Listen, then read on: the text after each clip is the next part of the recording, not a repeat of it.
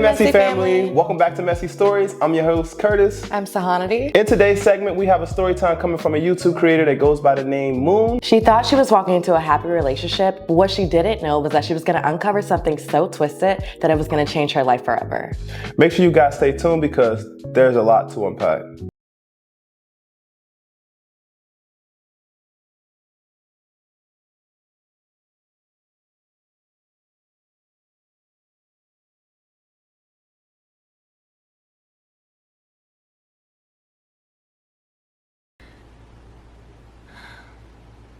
Hi.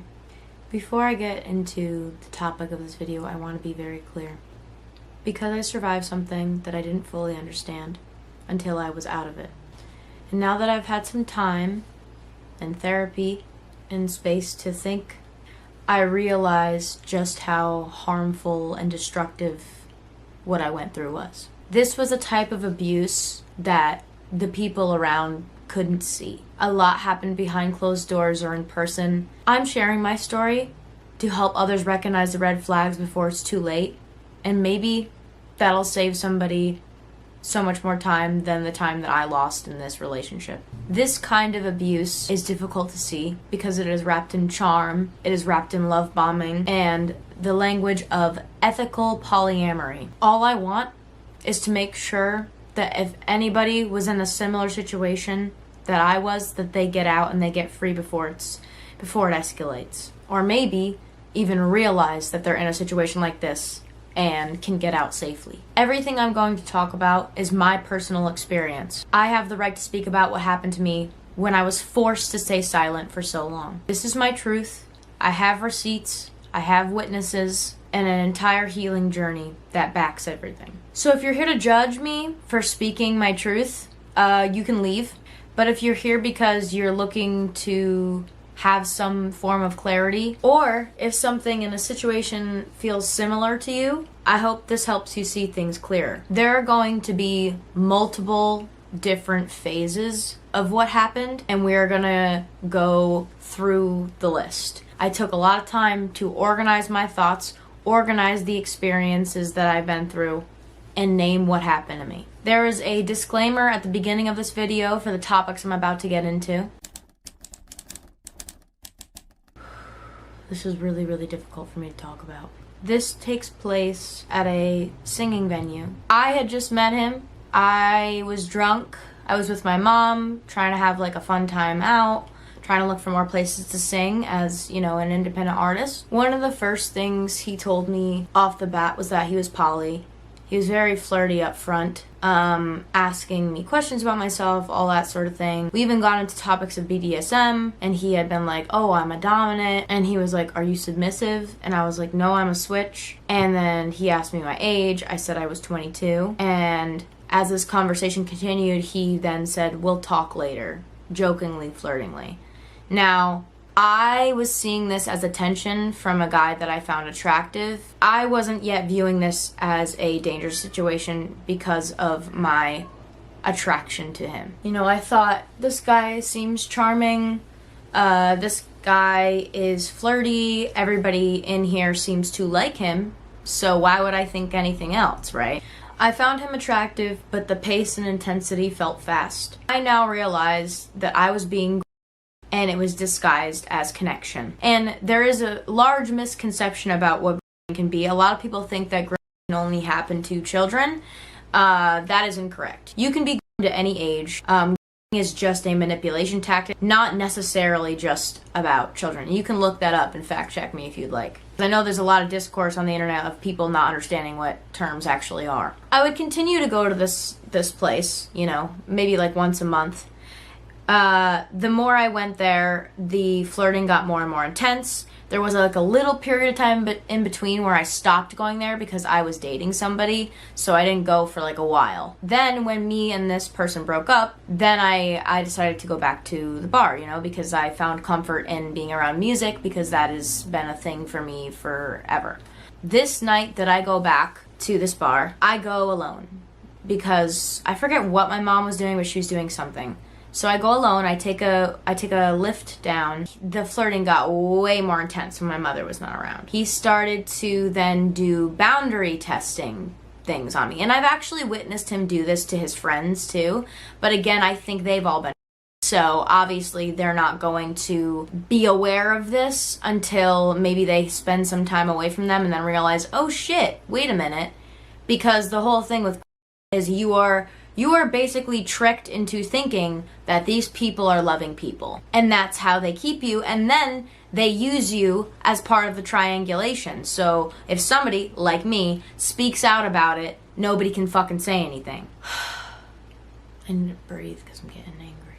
It didn't matter how long I had been away, he would just pick up where he left off every time I went to this bar. Now, he treated this place kind of like his territory, and me like someone he was entitled to. But at first, I viewed this behavior as, wow, he's super direct and just passionate, right? I was thinking, oh, he must really like me, like, and I find him attractive, and he's asking me all these deep questions about myself, and I'm like, wow, you know, I'm just swept off my feet, I guess you could say, by this guy, right? And anytime it seemed that I was there, he would always sit next to me. It was always me. Anytime I came in, he made sure to be next to me. But anyway, as I was saying about the touches and stuff, he had begun to do this touchy thing. He would accidentally touch me, right? And that is a way for him to associate himself with safety, or that like he cares about boundaries, right? He would like subtly like I remember there was one time like I was sitting here and there's a table and he was over there and he like reached his hand out over here, right, to me, and then he like went like that or something, and then he was like, oh, sorry, acting like he didn't mean to do it, right? And then after that happened, he would continue to be more and more kind of in my space, right? And there was one time where he towered over me, stuff like that, and like at first I thought this was like a little flirty banter back and forth because I found him attractive, so I was like, oh, like this guy's attractive, and if he's doing this stuff, like it's fine. Like I would just kind of excuse it because at this point it's hard to tell, especially because I was also drinking, and the first night we met I was drinking, so there's that. I felt conflicted, so I tried to rationalize it because I was like, oh, I found this guy attractive, you know, whatever, right? Now comes the car ride home. So this is manipulation framed as help, right? I had a lift home planned, but he offered to drive me. I was like, well, I find him attractive, like, sure, like, I'll let him drive me home, right? So I was like, you know what? Okay, like, yeah, you can drive me home. The second I get in this car, he puts his hand on my thigh. And again, I am attracted to him, so any sort of touch, even though he didn't ask for it, I was just like, well, we're flirting, so, like, it's fine. You know what I mean? Like, in my brain, I just was explaining away this behavior. And we got to my house. You know, I was pretty much, like, really into him, and it was weird for me, too, because I had thought before this that I was a lesbian. So that's also a factor that plays into this, because I literally hadn't dated men in years because I was traumatized by men. And the last man that I dated really, really traumatized me. So I like put off dating men, and I just started dating women and non-binary people. And so I thought I was lesbian at this time, but then I found him attractive, so I was like, okay, well, clearly I'm not a lesbian. So this was like a spark of curiosity and stuff, and it's, you know, whatever. When we got to, you know, my house, I even asked him on the way, like, the ride to my house, I was like, hey, like, so polyamory, like, I've been poly-curious, like, how does that work, you know? And he's like, well, you know, there are different types of polyamory, but the polyamory that I have is me and my partner date together, right? And their type of polyamory was, if one person doesn't like both of them, then it doesn't work, and then you can't date them. Which is hierarchical, but he was saying things like ethical non-monogamy is super important. But now the more I think about it, I'm like, that's not ethical at all, actually. But again, at this time I found him very attractive. I was like, you know what? I'm ignoring all my intuition, my instincts, and I'm like, you know what? Maybe I'm just overthinking. He seems like a good guy, you know, and I'm not trusting myself. You know, we got home, and he got out of the car, and he, you know, did the whole gentleman thing, opened my door for me, you know, all that shit. And then kissed me. We kissed. Now, I didn't know about any of his agreements with his partner because he didn't tell me. So keep that in mind too. Literally anytime he touched me and like didn't ask, it was literally just my brain would be like, well, he just likes me. He just likes me. We've been flirting, so like it makes sense. Like I like him. It's fine. Like that's pretty much what was going on. And mind you, also, I would often have a drink, and I'm a lightweight, so I don't need a lot to get all like. So that also helped kind of blur the lines of consent. But again, I thought I was still in control. And that's why this type of abuse is so sinister, because you can think, oh, I'll just handle it. Oh, it's okay. Like if something happens, like I'll just handle it. Like, but that's not how this works. This was also my first poly relationship, so I didn't really know what to expect. And I was kind of looking to him for the rules of how it worked. Now, I did do some research on my own, but I couldn't find anything that was quite like the situation that I was in. I came into this with an open heart and a desire to learn. Cheeto came. Cheeto, you can't do that in the background. I now see this as not a ethical poly dynamic, it's a control mechanism. By saying I had to like both or leave both, he removed my agency in choosing my relationships individually, weaponized emotional loyalty, and created a triad or nothing at all scenario. Real ethical polyamory is based on consent, communication, and the freedom to build relationships individually. He used my inexperience to create a situation where he and his partner held all the power. This part is the sexual tension and coercion dressed up as consent. Now, I found him very attractive. He exploited this. I was in a very flirty mood. We were being, like teasing with each other, like sexually teasing with each other, And that's how it started. And that's how I was like, okay, well, this is consensual, whatever. But then it started to get into some other types of territory. So after that kiss, we started texting a lot. And I mean a lot, like every hour of the day, a lot. I responded. I was trying to be flirty back because, again, at this time, I'm thinking, this guy cares about me, right? The text turned sexual pretty quickly, and yes, I was also being sexual, but then there were parts of it that felt pressuring. At the time, I believe this was a mutual crush, right? Sexual tension, something fun, something flirty, something new. I didn't feel pressured at first. I still thought this was consensual exploration, if that makes sense. Upon looking back, I see that I was being pressured into sending certain things. He would send me paragraphs on things he wanted to do to me, like in a sexy way, like saying that he wanted to please me, and I was like, woohoo, I was like over the fucking moon about this shit, right? Because I was like, wow, he really wants me, and so that also made it easier for then to get me in this space where I'm doing whatever he wants me to do, basically, because I want to please him. This kind of coercion is extremely, extremely common with, especially if the person is significantly older than you, targeting younger people. I was 22 when this started, so as the sexual stuff was happening, he also was really, really digging deep and trying to get to know me emotionally. I began opening up about personal things, about my pain, about my trauma, about my trust issues with men. And he would say things that would flood me with validation, things that I've never heard before, things that made me feel seen and loved. Like, you're so sweet and kind. I'm so sorry that anybody would take advantage of that. I started to trust him deeply because he positioned himself as a safe man. The kind of man that understood pain but would never cause it, or so I thought. Sometimes I think back to this and I wish I never walked. I wish I never walked into that bar. I wish I never, ever, ever knew of him at all. Now, this next section is about future faking, and really making it into this whole, you're so special, I really want you to meet my partner.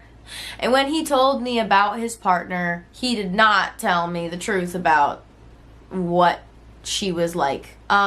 He made her sound very bubbly and stable, and she liked cute stuff and basically aligned her interests with things I liked or things that he thought I would like. He told me multiple times that he was not looking for a short-term thing, and that felt like I had finally found people that I could spend the rest of my life with, right? Like people that were actually going to love me. Before this, I had experienced a lot of relationships with people who were more direct and not caring for me, or I had experienced relationships where like things were good and great, but like they just didn't work out long term. And so I had this repeated thing of just like, okay, well, I gotta leave this situation because that's a red flag. Or it would be, oh, okay, well, this person is busy with this, that, and the other thing, so they don't really have. I don't think it was a coincidence that he targeted her when the mother wasn't there, because now she doesn't have someone there. If he's taking it too far, it's going to be like, no, like lay off, or maybe she's been drinking too much, so she's not in her right state of mind. She doesn't have someone there that's going to let her know that it's not okay for him to be crossing these boundaries. Like she said before, he would touch her and it was okay because he was cute. But if she wasn't attracted to him in a way, then she would usually push somebody off. But since he knew that he could use that, he did.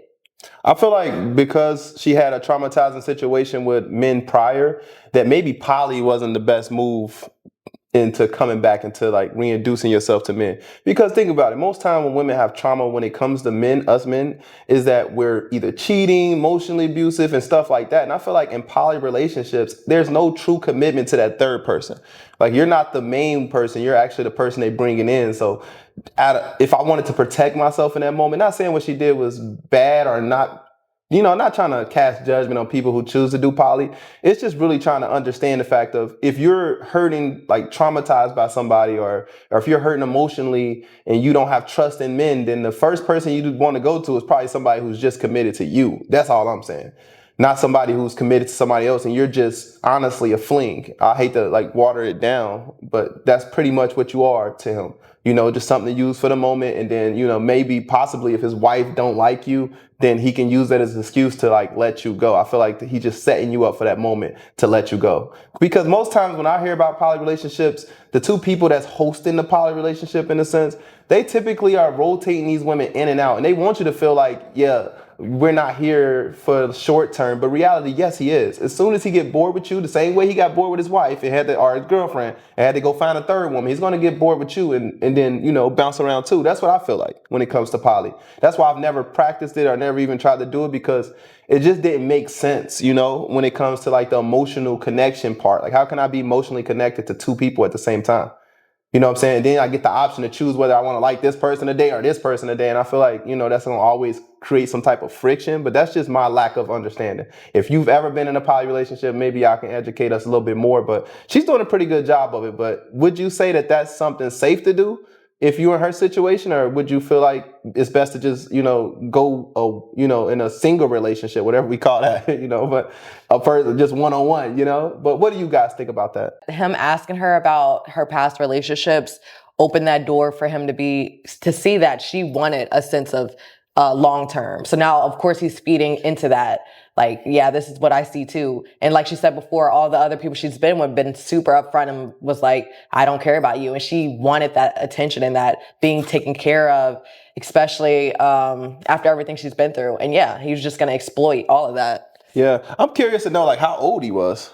Yeah, me too. Because if she's 22 and he's a much older man, I'm pretty sure he's probably in his 40s or so, which is still kind of weird. I don't care what nobody say, even if she is grown in a sense, it's still kind of weird to be pursuing somebody so, like, I couldn't even pursue somebody 10 years under me, you know, let alone 20 years, 22 years, or whatever the case may be. Like, that'd be just, honestly, just the mindset shift wouldn't even make sense. And that's exactly why they target younger people, though, Right. Because they can easily manipulate them. Mm-hmm. You get close to one other person that is in the poly relationship, and you're going to feel like no matter if you like that partner or not, you're so tight with this man already that, you know, it's okay. It's okay if the partner isn't meeting your standards or what you're looking forward to, because you're already so deep in with the other person that you have no choice. If you want to continue that relationship, it's either get cool with their partner or you're just gonna not be feeling this love at all. He already made her feel a little soon as she came into the relationship by saying like, hey, if my wife don't like you, then I won't be able to stick with you long term.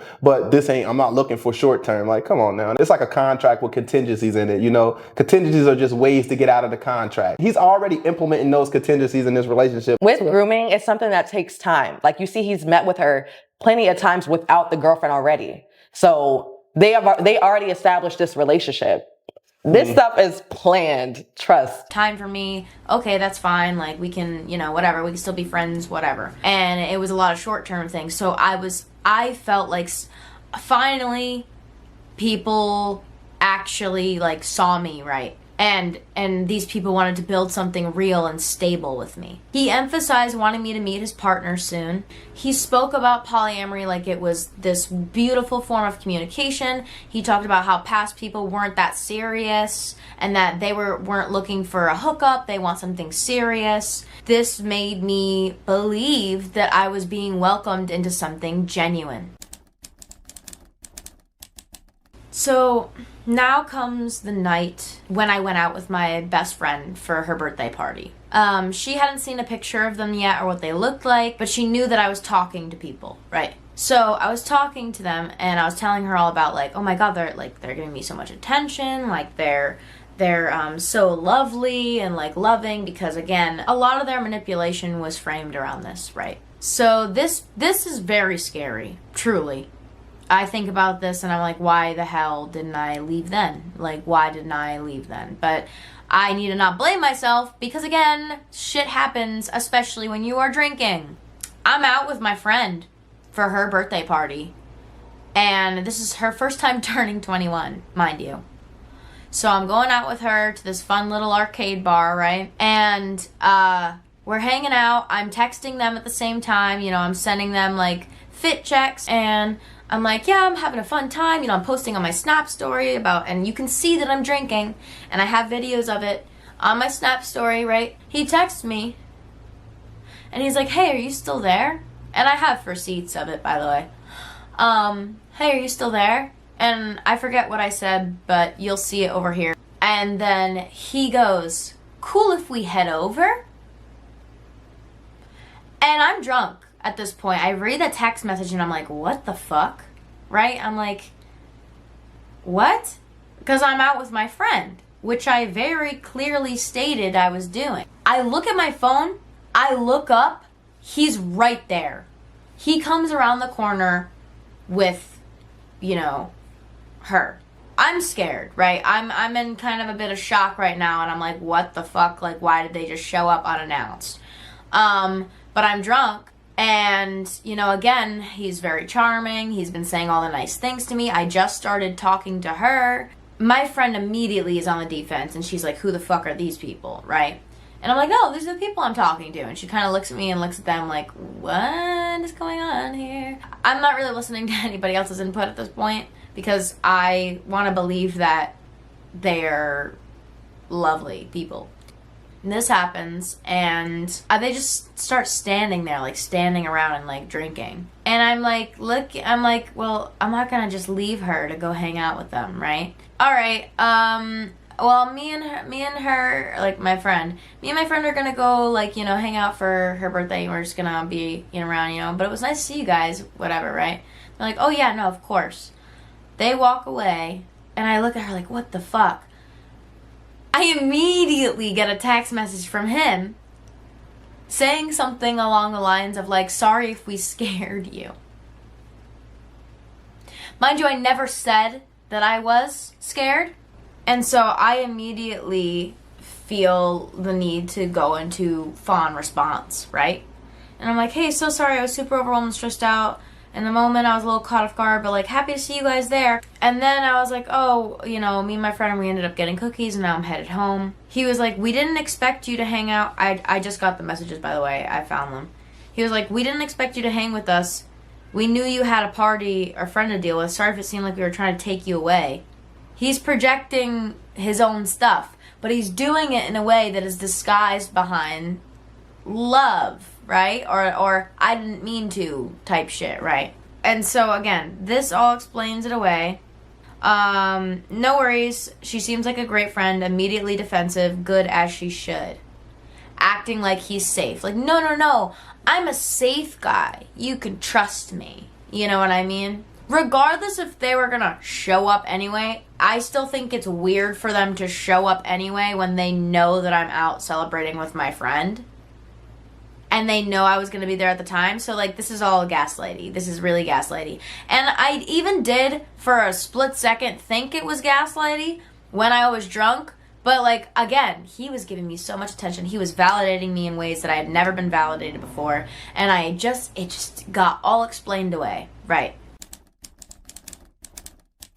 We go on a date. Our first date is super, super cute. You know, we go and we go out and pick apples, you know, it's a fun time, and they have their best faces on, right? I go back to their house, they cook food for me, and again, I did not grow up with this kind of thing, so this for me was like a really, really big deal. And I was like, oh my god, like, they seem so sweet, whatever. I don't know. It got rushed very, very quickly.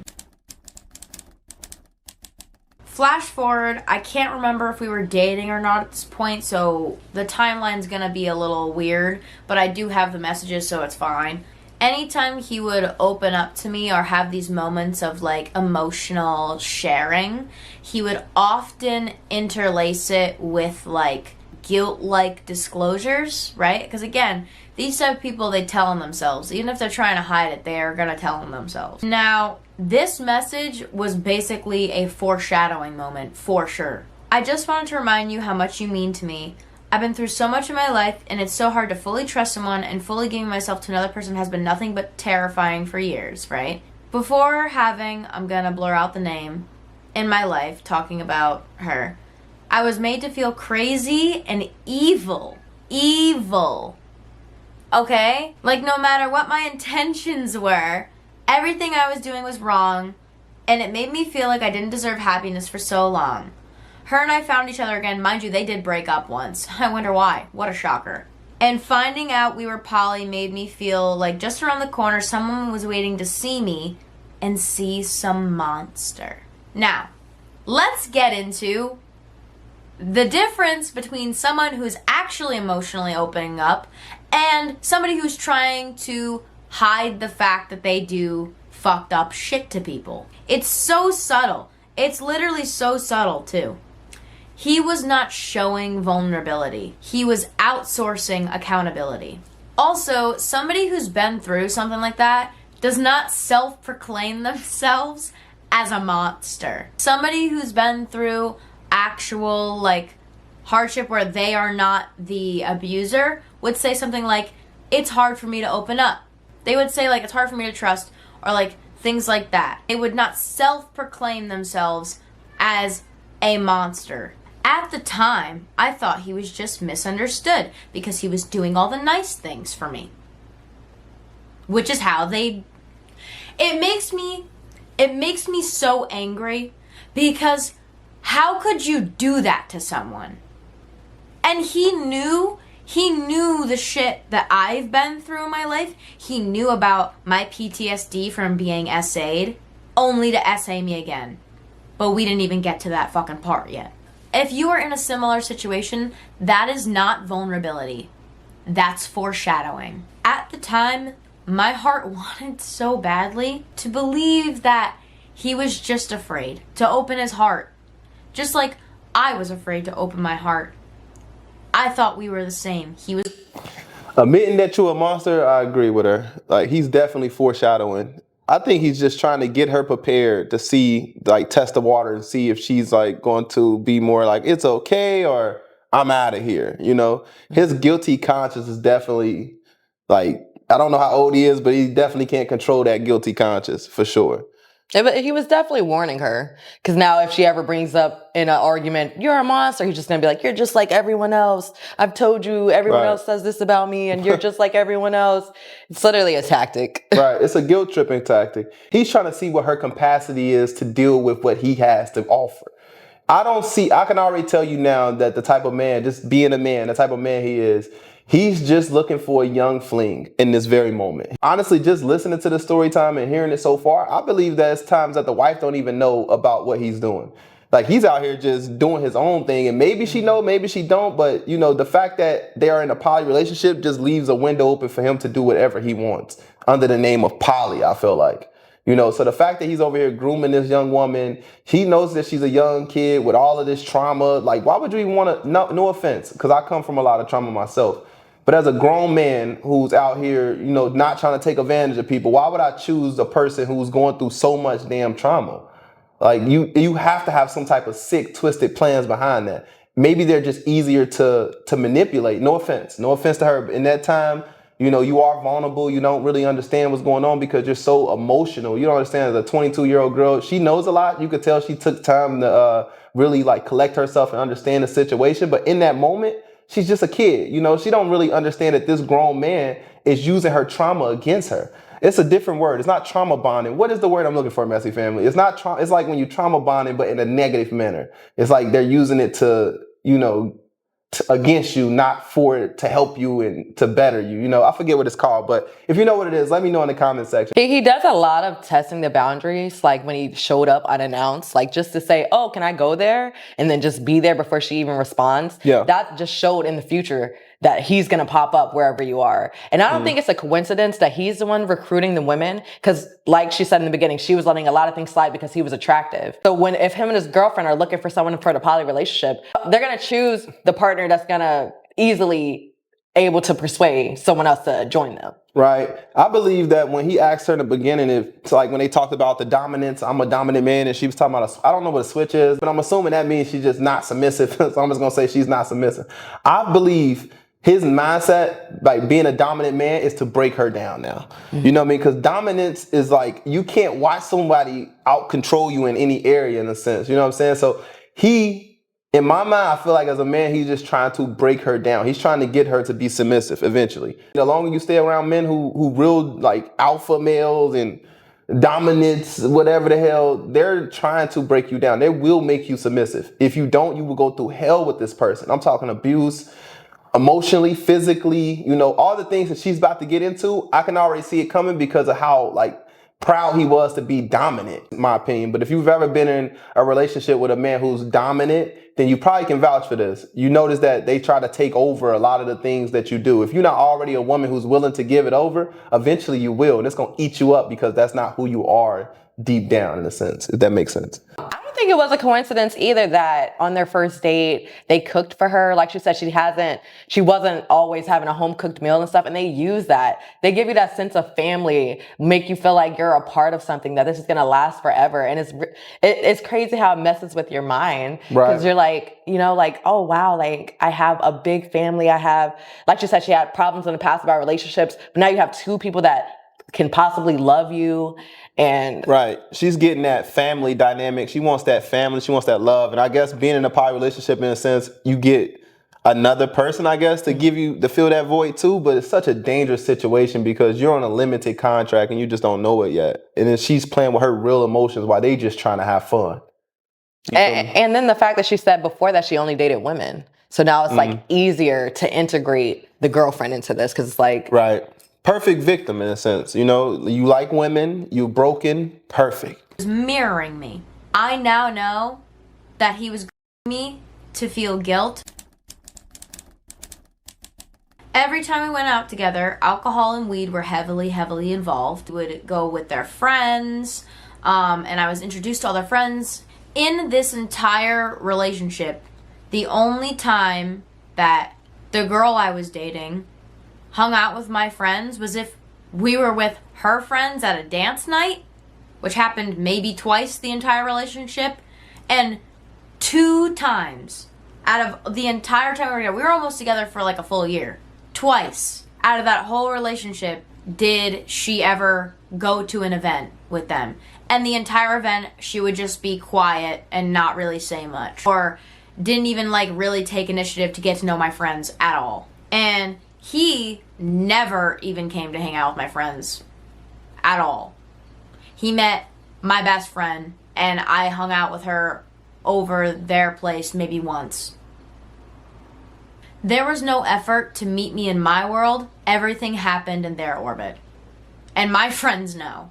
And my friends witnessed weird behavior with her too. There was also a gradual takeover of my time. I started spending more time with them. At first it was 3 days. Then around holidays it was like 2 weeks. And then sometimes I'd spend weeks there. And they framed this as like, oh, we're really getting into it fast with them, blah, blah, blah, blah, right? Because they love me so much. Mind you, also, the first time that she told me that she loved me, it was very early. And I hadn't really been told that before. I've dated people, but it was never anything super serious that got to a point of I love you. And the times where it did get to a point of I love you, that was like in high school, and that was with a man who assaulted me. So it's been really great. I really, really love my love life. There was little to no time for my own life. I was also having more chronic pain, and I was canceling streams more often. I didn't have time for my work either. Anytime I would try to leave, like to go home because I needed to work, she would guilt trip me by acting like really, really sad and all broken up that I was leaving her and that like she wanted to spend more time with me. And so I found myself staying an extra day to make her feel better. Mind you, he was over here telling me, well, you know you can go home if you want. Completely disregarding what she was doing. Completely enabling her. They enabled each other. At first it felt like closeness, like I was being loved super, super deeply. But this wasn't mutual bonding. It was control. And not only did this happen like if I just tried to leave to go home, this would happen also when I was out with my friends. She would constantly make me feel guilty for hanging out with my friends. She would text me or she would call me, and again, it's very subtle. It's a very subtle type of manipulation, but I'm gonna find the receipts. Now, I don't remember the timeline of this, but I remember I went to go hang out with my friends for like literally just like a few hours, basically. And I wanted to stay longer because I haven't seen them in months. And again, she made it all about her feelings. So she was like, hey, hey baby, don't know if, I'm not going to say the name. Don't know if he already texted you, but he got called into work. So I'll meet you at the house because she was also like house sitting at this time. And she was like, for 5 when you get dropped off. And it's like, I like never said that. But anyway, then I was like, sounds good. Like, my love, thank you for letting me know. And that's the other thing. They would use love. They would use words like baby. They would use honey. Like, that kind of stuff kind of smoothened everything that they were doing, basically. So I was like, hey, I just realized I probably won't get back until this time because I plan to leave at 5. Because that's what I told her. I said, I plan to leave at 5. I didn't say I'm getting back by 5, and she tried to manipulate it, right? Then she tries to make excuses, right? Oh, I don't know if that would really work because, like, I don't have an extra key to let you in, and, like, I have to go pick him up. Mind you, literally, I could have seen her. By the way, oh my God. This situation was wild. Mind you, just to set the scene, actually, before we get into this, what happened before this, I literally stayed with them. I'm forgetting exact timing because how can I remember all that in my brain? You know what I mean? Anyway, I'm forgetting exact timing with how many days, but I think, and I'm going to say I think right now, I think we had been together for like 4 days at the very least, right?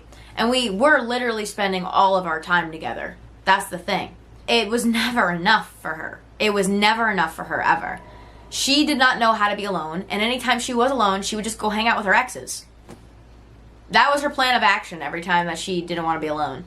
So anyway, mind you, I was also sleeping in their bed, and their bed started to hurt me. This goes into, like, the substances and stuff. Their bed started to hurt me. I was in pain. I had substances pushed on me while I was in pain too, as framed as helping my pain, my fibromyalgia, which is what I have. Their bed hurt me every time I slept in it, but anytime I got up to get away from the bed, I was then guilted about it. I was then made to feel like their feelings were more important than mine, especially her. Him not so much, but her for sure. She'd be like, oh, I missed you last night. It was like sad in bed. And it's like, do you not care at all about my physical pain? No, they don't care. And that's what I was just saying. this whole time is that she's just being used as their fling. They're not there for the same reason that she's there for. They're just using this as a good time for her. And I don't think she's really like grasping that in the moment, you know? And that's what I hope like most women who get in this situation understand. When you join in these poly relationships and you're the third person getting into that relationship and they've been established for years and they just trying to spice up their relationship in some way, you are really putting yourself in a position where to get hurt, if I'm being honest with you. They already had conversations that if you don't work out, they're going to get you up out of here, you know? So that's what you got to deal with. And the fact that, you know, it's just starting to show everything I was saying in the beginning with him is starting to like kind of reveal itself.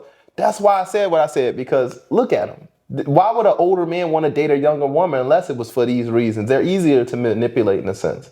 That's why fathers, make sure if you're a father watching this, make sure you stay close with your daughter forever. Not just until they're 18, but until they die, pretty much. Because there's men out here that's our age or older that will be here to take advantage of your daughter, her neglect, just to get her to do whatever they want to do. And then when they done using her up, they're going to just ship her out emotionally broken. And sometimes that might end that person's life, God forbid, you know? They might not be able to live with themselves after the pain and the mental trauma that these people put them through. Yeah. It sounds like the boyfriend in this just got her into the relationship for the girlfriend. Because like she said, the only one that keeps constantly texting her saying that she wants her around all the time is the girlfriend. She has a problem of being alone.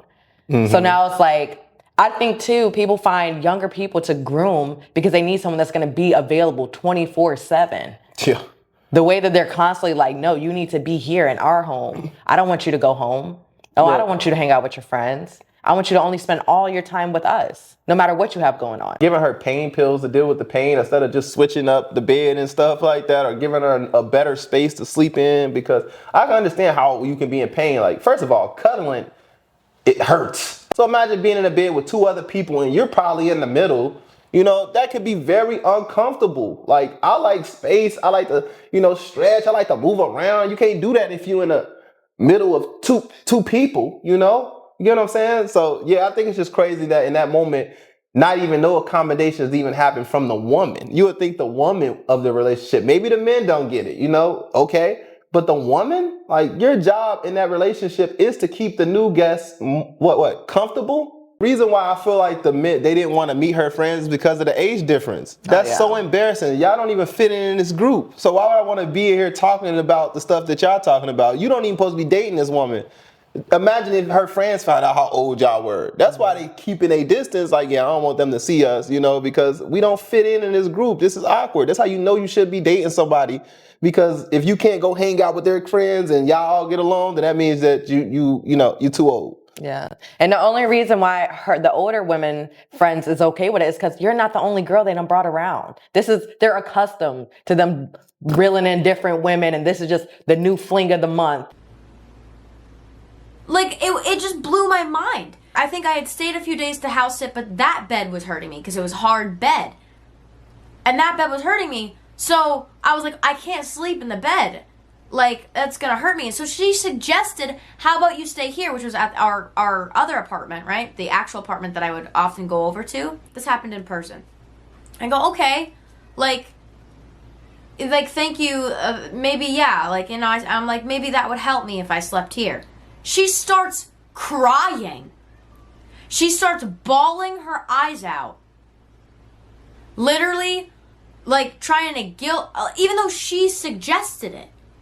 And she's like, oh, I'm going to be alone now. And I'm just like, I don't want to be alone. You just told me to, like, oh my God. Like, I actually really can't even, I literally can't even process that, like how you even do that. So then obviously I felt responsible, so I start comforting her and I'm holding her while she's crying over the fact that I have to stay here because I'm in physical pain. Like, this whole thing makes me so angry. Anyway, so yeah, so I'm supposed to go hang out with my friend, right? So this is where the texts come in, right? Mind you, all this happened before this. So then here comes the little gaslighting, right? I'm not sure, I thought you'd be back by 5, so I don't really know what would work.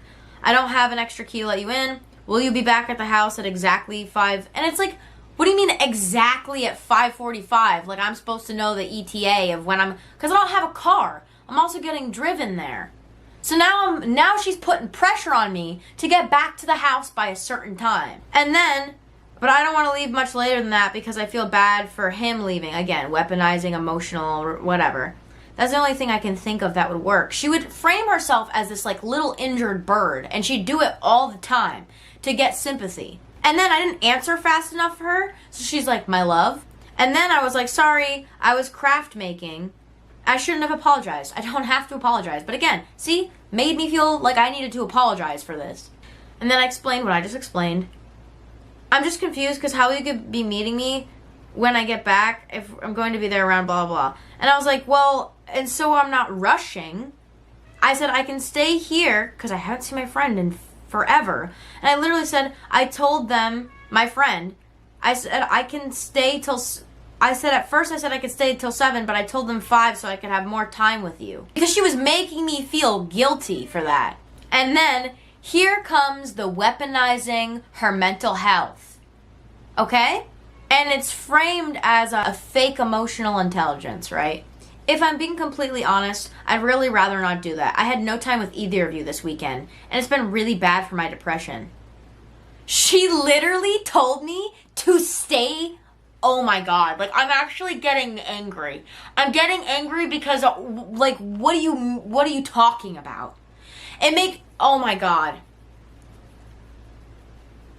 And so weaponizes her mental health. And then I'm already not so pumped that I only have a few hours with you both before I have to go to bed and work tomorrow. I really don't want to wait until almost 8 p.m. to see you. Mind you, I've been spending more time with them than I have my own family. Okay? Mind you, that's what's happening. So, again, I feel like I have to then go and do this thing for her. They would frame their possessiveness as love. They would say things like, we're so into you, all of our friends think you're hot, all this stuff, right? To make me feel all, wanted. They were also excusing certain dynamics. They would say things like, we're still friends with a few of our exes, but that's okay, like it's all fine now, which me personally, I don't really get jealous over that stuff, so that to me didn't really seem like a red flag. When I've talked to other people about that, they say that that was a red flag, but in my brain, I was like, well, I think it's a green flag if you can stay friends with your exes, right? But no, I didn't realize that it was actually just part of triangulation and damage control. There was also financial abuse going on. She consistently never had enough money for rent. She also consistently didn't help out a lot at all, to the point where I started to feel like I had to be the one picking up all the slack. He had kind of framed her as the problem, right? To make himself seem like the more safe guy, safer option, whatever. She was weaponizing helplessness, right? She constantly claimed that she didn't have enough money for food or anything like that, even though we literally had food at the house, but she refused to make herself anything. He would always be the... Which is super odd, because on the first date, they were cooking for her. I'm starting to feel like the reason why they brought her was more than just the fling now. Now, you're going to help with these bills. They just using her for everything else. It's not even a mutual contract. If they would have told her, like, hey, when we get in this relationship, you're going to be helping us pay bills and all these extra. I mean, I guess that's what y'all do when y'all together, but it's almost like it gives another one a excuse to be lazy. Yeah. And not do nothing. It's probably like, why would you go 50-50 with only 2 people when you can get 3 people and everybody does different parts? Right, but then it's a time where they're not all doing it because they're relying on that young girl with the more energy, the more ambition to go out there and go get it. And that's why they got her. It's starting to make more and more sense why they chose that age and why they chose her. They want somebody that can help the wife and help them. She's about to be relaxed, lazy in the house while this little girl's out here running around doing everything to support this family. And not even that. When the boyfriend be always going to the bar and flirt with all these women, now the girlfriend that's at home doesn't have that on her mind because she's making this other third person feel like she has to be there with her. It's all a part of the plan. It's starting to come together, though. Cook in the house and make everything. At a certain point, I had thought that this is something he liked to do because he said he liked to do it, but he then expressed, hey, I feel like I need some more help doing some stuff, And so I was like, yeah, no, of course, right? Immediately I started helping. Immediately I started picking up the slack a little bit more. You know, I started helping out with some things. I even was like watching him and how he was doing it so that I could learn how to cook a certain way, right? But yeah, meanwhile, she's over here saying she never has enough money, and then when she's called out for it, cries and flips the entire situation on the other person. I watched it in real time. This is the first time a fight happened that was like really scary to me. There were other very scary moments too, but this was just, I was witnessing things basically. I guess what had happened, or what I was told by him, was she had gone into the bedroom and asked him to make her something. He was like, I don't want to do that. You know, he put his foot down. He was like, I don't want to do that. Like, I always do it. I'm always cooking. And she literally threw an adult tantrum. She went to the fridge and started looking for stuff and like throwing stuff out, like, oh, it's fine, like, I'll do it myself, whatever. And when he's calling her out for it, she's just denying everything. She's sitting on the couch and she's literally starts to scream cry at him, and he's trying to, you know, be calm and be like, listen, like this is not okay. I'm telling you I need help. I'm not attacking you. That's not what's happening right now. And she would not budge. She made it about him. She was like, I'm not trying to drain you financially. Mind you, she literally would go to McDonald's like every single day to get food when there's food at home. So she was draining her own bank account. She had chances to not. And then when I was like, oh, do you think it's the weed? Because she also would smoke like a lot. Bong rip in the morning, probably smoking at work, and then bong rip at night. And then sometimes she'd take the bong in the car with her. So it's really just like, there was like she literally could not stop herself from being this much into it. And it was a problem. And I even talked about that at some point. I brought that up with him and he totally dismissed it. No, we never talked about it after that. She started to try and get money from me. When it wasn't working on him anymore, she started trying to do it to me. And she started being like, this is usually times when I was home and I wasn't at their house. She would act like she was like dying basically. And she'd be like, I'm really hungry and like I don't have any money for food. You know, and she'd be like, look at me like you're gonna give me money? You gonna give me money? And I didn't. I noticed that this was a guilt trippy thing, but again, everything was covered up by, I love you so much, and do you need anything, baby? And blah, blah, blah, blah, blah, blah, blah, blah, blah, blah, blah, blah, right? So I keep trying to make excuses for this behavior, and it's awful, basically. There was even one time where I do have screenshot messages. I don't know if I saved them, but I do have messages of basically me texting him, because at some point it got to a point where I was like, I can't deal with this anymore. And I was like, she's on the phone asking me for money right now. And he goes, do not give her money. And it's like, meanwhile, he realizes this and is enabling her behavior while I'm trying to call it out, right?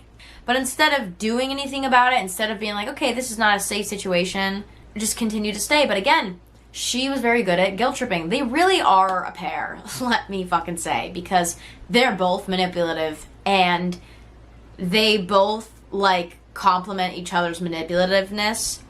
And it's just like a wild thing to witness, really. But again, I'm thinking he's the Mr. Safe guy, even though there have been a lot of violations leading up to this, because he knew how to frame himself and say the right things. She was more explosive with it, or more not as calculated as he was. He was more calculated. After she would...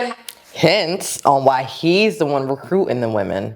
Right. She keeps saying he keeps enabling what the other woman is doing. That's the main woman. Like he already told you from the beginning, if you do not get along with her, then this is not going to work. So the fact that you keep bringing attention to all the things that she's flawed about, he already knows this, okay? It's either you get on board or you gotta go. Right. And he let you know this from the very beginning. Right. Yeah, he definitely brought her on board for the wife. Now I can see it more and more. Like, I think he just do not like his wife. The fact that he like, don't give her any money, you just know that she's a headache when it comes to that. Yeah, but behind closed doors, he's probably like, ask her. Why are you asking me? Go ask the other girl. Right. He don't want to give you the money. Yeah, I haven't seen a video yet on poly relationships that make it that has made it make sense ever. And it's just always so complicated. I've never seen a good, healthy, real poly relationship. A lot of people try to make it seem like, no, we're all equal. But in reality, in my eyes, maybe I'm wrong, but there's always the people who have the closest bond, that's been in it the longest, because it's always another one that's filtering in and out. So how can you say everyone is equal? Have a meltdown, right? And she would freak out over being called out about something. Every time she would like leave the house and then turn off her location so that he couldn't find her afterwards. And I always thought that was weird. I was like, what kind of a weird ass punishment is that? Mind you, she's the one who asked to have location in the beginning, at least for me. She asked for my location in the beginning of us dating, and she was like, oh yeah, she normalized that was like normal thing. It's not. I know it's normalized now a lot because of social media, but I just feel like that's such a weird thing. Like, oh yeah, let me have your location. I guess it's fine if you're not using it in a manipulative way, but even then I feel like it's weird. I don't know. After she would melt down like this, my boyfriend would be like, oh, he would step in as the calming presence, right? He would be like, it's gonna be okay, we're gonna get through this, to calm my nervous system down, to keep me there. Cheeto, oh my god. Cheeto is now back in the room with me, so ignore that. I was stuck in this loop, one person exploding, one person trying to fix it. I was constantly on edge, I was losing money, and I was being shown what would happen if I didn't comply. I also didn't have a car. I also was just learning how to drive and didn't have my license either. And I had no time to learn to drive because my mom was always working, and the only times that I would see her would be on weekends, and my weekends were spent with them. At first they would drive me home and created a false sense of care, and then eventually started to have to take lifts home because of timing and like work schedules, right? Also, at the beginning of our relationship, even though he knew how to cook, we ended up ordering takeout a lot, and it was constantly draining my account. Now we get to the domestic control and power shift through caretaking. After I became more dependent on him, he started being the one who cooks all the time, right? And it would always be when he was getting out of work and never like us feeding ourselves, right?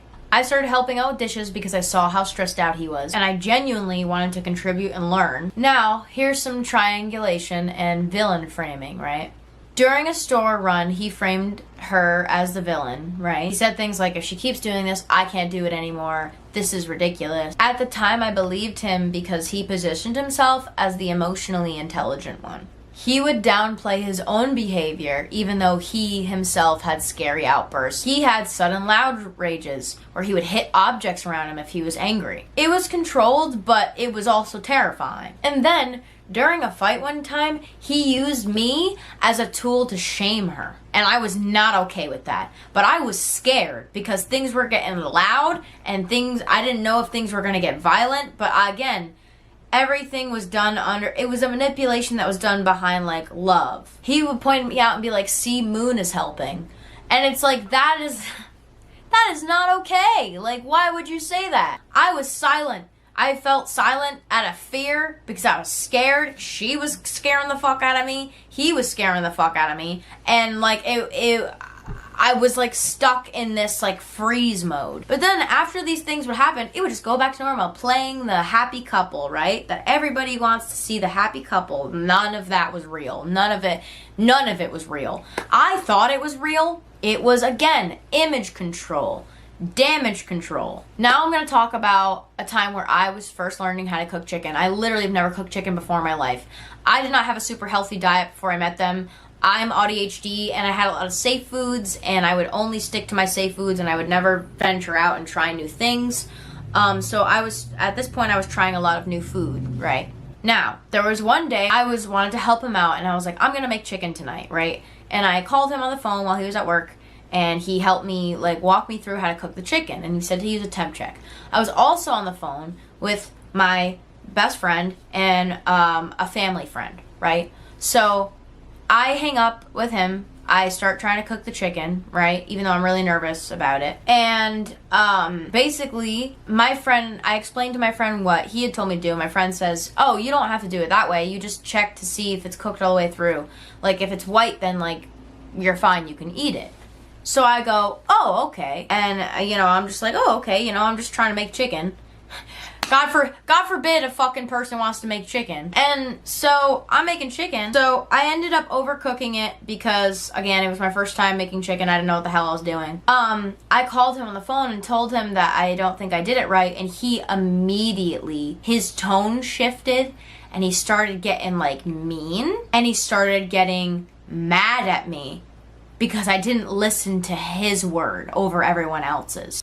That should have been red flag number, I don't even fucking know. I really don't even know at this point. Literally got mad at me because of this. And was like, well, they shouldn't have butted in and you should have listened to me. And I immediately felt bad and scared of him. And so he comes home and I'm standing there looking at the chicken I cooked. And I'm like, I'm so sorry. Like, I don't, and he starts being like, stop talking. Don't, stop talking like that. And basically dismissing my feelings, right? And I don't remember all of what was said because I started dissociating at this point, but I will say that I started crying and I started to feel really not well after that. And I went into the bedroom and I started crying, and then he eventually came into the bedroom and changed his mask is back on again, right? Because that's what he does, a little performer. So he puts his little mask back on and he comes over and he's all of a sudden he's this kind, gentle man. And he's like, let's talk about it, you know, like, is it like, what's going on? Like, tell me how you're feeling, right? Like he gives a fucking fuck at all. And I'm like, well, I felt really dismissed, you know? That I didn't like the way you talked to me. And he was like, oh, well, you know, I'm sorry that it came off that way. Anyway, he's like, let's just go, come on, like, let's just go and eat dinner together. I find out that during the time I'm crying in the bedroom, he's making himself a sauce to put over it because I wasn't good enough. Because my chicken wasn't good enough. Because it was too dry. So he had to make something to put over it. Anyways, during this time, I tell my family friend what just happened, and my best friend. And my best friend's like, oh, this is not good. Everyone around me is telling me it's not good, but I still want to believe that they're good people. I still want to believe that they wouldn't do it on purpose and that they just had a moment. Right? And I was like, I'm scared. I'm scared because at this point, he had taken videos and pictures of me without asking, right? And I know he had those. And I was like, well, what if I leave? And then he gets mad. And then he posts the videos of me or whatever, right? And so it was actually a control tactic to keep me with him. I was saying that to her and I was like, well, what if I leave? And I was stuck in a state of cognitive dissonance where like, one half of my brain was like, I love them so much. This is the best love I've ever felt in my life. And then the other side of it was, I'm scared. I need to leave. I don't feel safe. And they literally both lived in my body like at the same time because of the way that they were flip-flopping between emotions, right? And my family friend at the time was like, hey, like, that's controlling. That's really controlling. You gotta leave, Moon. Like you should leave. That's not okay. Like, that's more than controlling. That's blackmailing. Yeah. You know? And if he was to post that, that'll be illegal. Like, it's literally, I hope you guys know that it is illegal to post personal photos of someone. I mean, like, in a personal, explicit way to social media. You can be sued for that. I don't know if that's defamation or whatever the case that is, but that's actual criminal charge. I think you even go to jail for that. So that's crazy. But her being young, she wouldn't know that.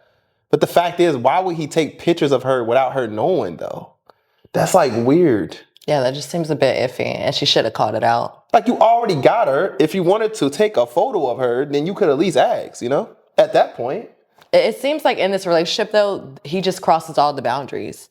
He just does it without caring how she feels about anything. I'm just saying, that part right there is illegal. At all. And I couldn't. At this point, I was not ready to leave. At this point, I was still viewing them as like good people, so I didn't want to leave yet. You know, I was like, I kept holding out for hope that things were going to get better because he had conditioned me that things were going to get better no matter what happened. I wasn't ready to believe that the people I felt so safe and loved by would hurt me. Like, now that I'm away from it, what I think about this is abusers don't always scream at you or hit you right away. it is usually a slow buildup of things that happen and escalate over time. They validate you, then shame you, then hug you, then control you. There's another incident that happened. He bought my mom alcohol because, you know, apparently alcohol is really the only thing that he uses. Before he got out of the car, it shattered on the ground. And when he came in to pick me up for, you know, to spend Christmas together, he had this like energy coming off him that I had never seen before. And he was like, yeah, whatever. Like in this very like, yeah, whatever mood, right? I was like, why is he acting that way? And like towards my mother and stuff too. I'm like, what the fuck is going on, right? When we went back into the car, he sat in the seat and my girlfriend at the time screamed at him and was like, she literally said, don't you ever yell at me like that again. And I was like, what is going, right? In my brain, I'm like, what the fuck happened, right? Because I wasn't around for it. And she was like, you just triggered the shit out of me. You don't ever scream at me like that. I'm scared, right? He goes silent.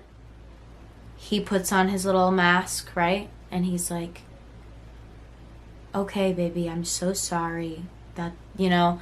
But then he kind of made her, I forget what exactly he said, but he kind of made her seem like she was crazy. But clearly something happened. I could tell by her reaction.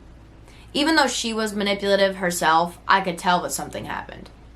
She reached out to hold my hand in the back seat the entire ride back. That shit was so fucking scary. That was really, really scary. See, that was one of the first times that I was like, okay, wait, maybe it's not just her, it's him too. And the thing that I find so interesting about this is that they've told me about their pattern. First of all, they told me they dated a therapist once and that therapist ghosted them out of nowhere. I really should have took that as a cue to leave. You know, it makes sense now. Because they had said that the past people that they dated, somebody always ended up liking one of them over the other. So I had to take a break because it was getting way too overwhelming for me, but I am back now on a different day to continue the video. It is later at night, so we have a different lighting system going on. I think that the reason that somebody always ended up liking one over the other was because they would just clean up each other's stuff. So anytime someone would do something, it would be cleaned up by the other one. And because they're both so good at playing victim, your brain is like, wait, who is it? Which one is it? It's both of them. It is both of them. After that thing in the car happened, I could tell that something clearly happened that I wasn't there for, but I couldn't tell if she was over-exaggerating, because again, at this point, he had basically made me believe that she was the problem. And especially when they broke up the first time, like, he had been like, oh, it's her fault, and even she had been like, it's all of my fault.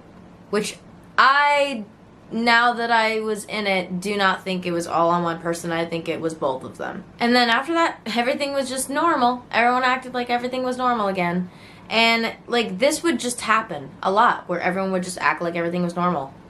And it was so difficult for me because I wanted to believe the normal. Even though something really scary would happen beforehand, I just wanted to believe they loved me. I wanted to believe that I loved them.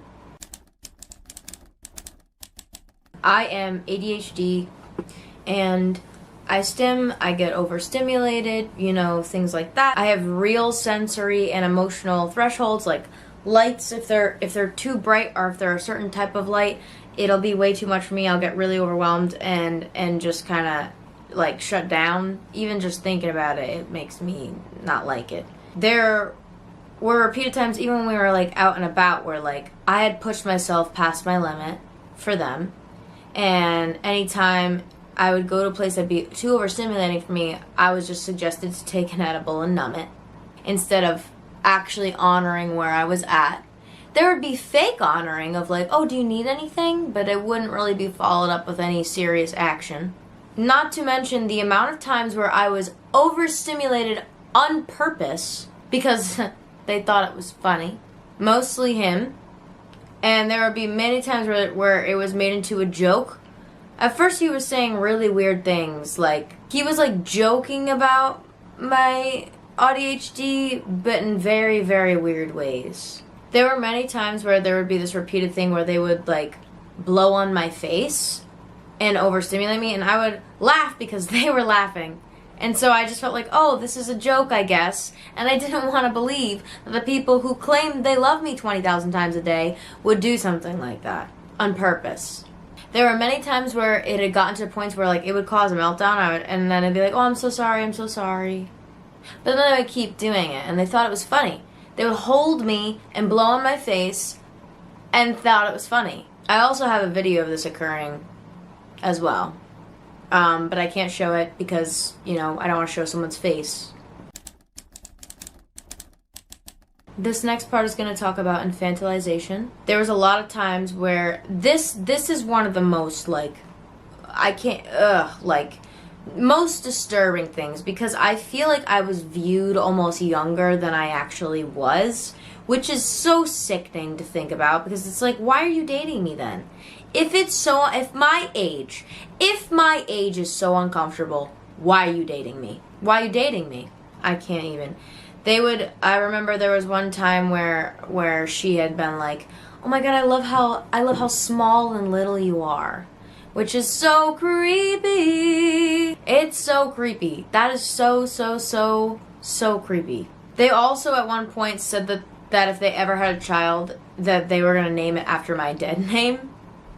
They said this to me while I was really high. So again, anything they said to me while I was high and drunk, my brain kind of excused, because it was like, oh, that was weird, but like maybe they didn't mean it, or blah, blah, blah. Like my brain would just make excuses for them, because I didn't want to believe it. I didn't want to believe that it was true. But yeah, so there was one time where they just like mentioned it out of the blue, and I didn't even know they knew my dead name, but I guess it was because it was on my card or whatever. They were like, you know what's so funny? Your dead name? Yeah, we were actually thinking of naming our child that. I go, oh, that's weird. And like, I was like, same spelling and everything, and they're like, yeah. And I was like, oh. And all I could say was, sorry to crush your dreams, I guess, because I didn't, how do you respond to that? Again, I was high during this time. And also, I was not used to being consistently high like I was when I was with them. That is not something I ever did like super consistently. I didn't even drink really either. But the more time I found myself spending with them, the more this stuff was kind of pushed on me. But yeah, at first the whole little cute small hand comments felt like affection, but now I realize that it was infantilization and I'm deeply fucking disturbed. Not to mention, he also had a daddy kink, so that tying into everything else is also very uncomfortable. He also, at one point, defended. That was around the time where I realized what he was doing, so I was already planning my escape at that point. But we literally were sitting at the table, and he was like, oh, we were talking about how disgusting child predators are. And we were like, oh, it's so disgusting, right? And he had basically said something along the lines of, well, and people who actually go after children are different. And I was looking at him like, what? He's like, yeah, and it's like most pedophiles, like they just really need a safe space to open up because they're demonized for it. And like if they weren't demonized for it, then they could get help for it. And I remember And that's when you run.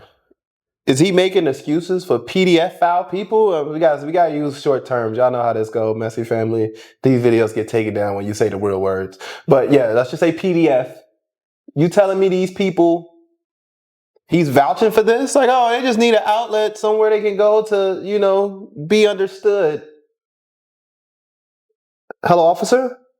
We might have a potential PDF file in my fucking presence. What are we talking about? It's making me think about that warning she gave us in the beginning. Remember that script that was in the beginning of the story time before we started? About how he ended up about to grape her. We haven't even got to that point yet. I forgot about that. But now that she's mentioned it, it just kind of made me remember like, oh, wait, it gets to a point where he actually assaults her. And it's like, dang, I'm over here thinking in my head, like, this dude is weird. He's weird. He's weird. And oh, wait, he is weird. And the fact that he's even giving her warning before it even gets to that point. Women, make sure y'all do not ignore these signs. Just because he said it in a playful manner or whatever type of manner they say it in, if they are justifying that it's okay, pretty much, or they just not understood or something like that, whatever the case is, he's justifying it, that's a red flag. That's a red flag. And it's crazy that he gave her that before he actually got to the point that he did something to her. I remember hearing him say this and be like, holy shit, right? Anyway, back into my neurodivergence and the over-sexualization of my neurodivergence. Yeah, they thought it was really cute and funny to watch me be really overstimulated. So That was really great.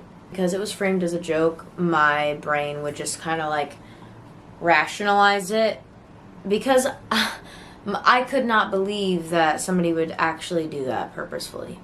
What I now know is that these weren't just weird comments.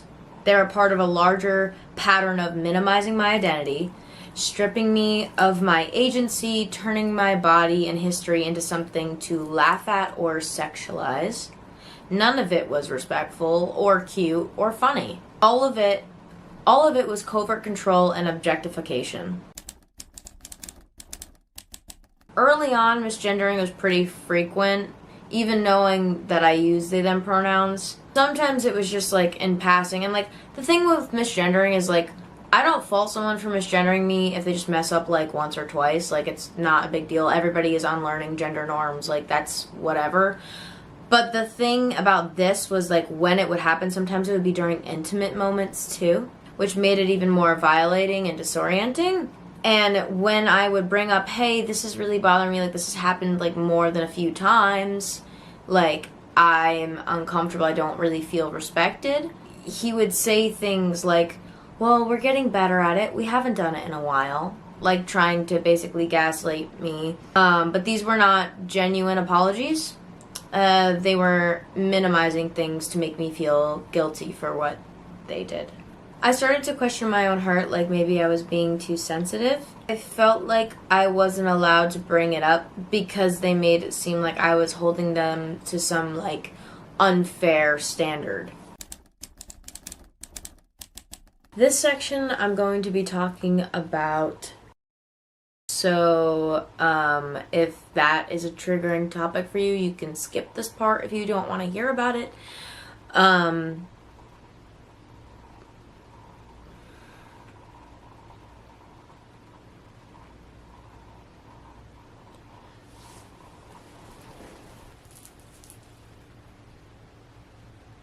I'm overstimulated. Okay.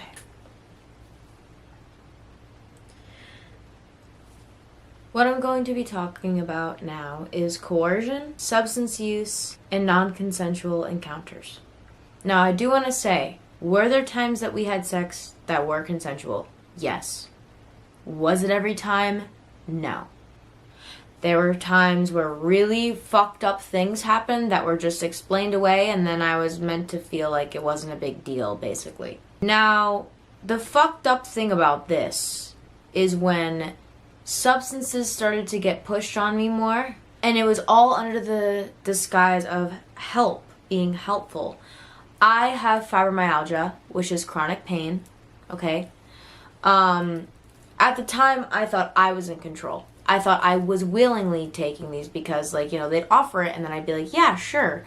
But the thing is there'd be some times where I would be like, I don't want to take it again. I've already taken a bunch and I don't want to numb myself out. That's not going to help my pain in the long run. And then again, it would, in a few hours later, it'd be pushed on me again and be like, well, maybe you should take it. Maybe you should take it. It'll help your pain. I view it as this like fix basically for my pain. But the issue comes in when it gets to the point of any time I would then take these, it would often be late at night because their bed hurt me to sleep in. Just keep that in mind. It hurt me the entire time I would sleep in their bed, but I would do it because I loved them. And I would force myself to do these things even though it hurt my body because I loved them and because I wanted to make them feel better. Anytime I tried to leave the bed and sleep on my own, I was then guilt-tripped by her. But again, I didn't have the awareness to view this yet as guilt-tripping, even though it felt wrong and it felt like I wasn't being prioritized. I would often have a fawn response to this kind of behavior. If you don't know what a fawn response is, I guess I could put it somewhere on the screen. The issue also came with him because when I was on these substances,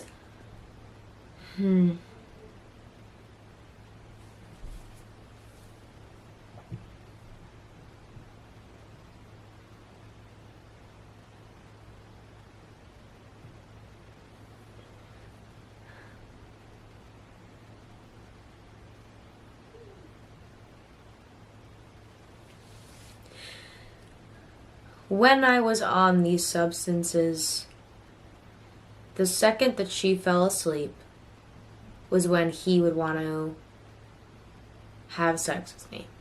And because there was a lot of and teasing through messages leading up to when we actually started to have sex, it was very easy for him to just be like, hey, come here.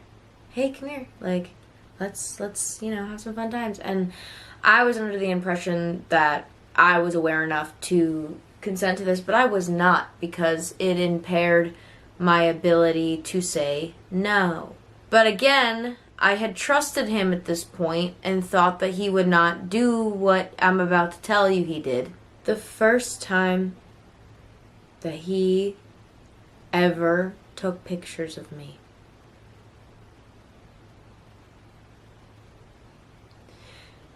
without my consent, was during one of these times.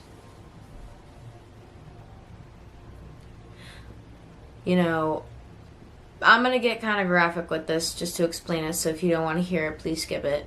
But I basically was kneeling down. I was going to do some stuff for him. And he pulled out his phone. And I froze. And I was high. I was pretty high. And in my head, and because I'm a lightweight too, so it does not take a lot for me to get all loopy. I was high off an edible, and I remember being just like frozen and looking up at him with his phone out and thinking, he didn't ask me to do this, but maybe it's okay. You know what I mean? Like I explained this away because we were dating each other.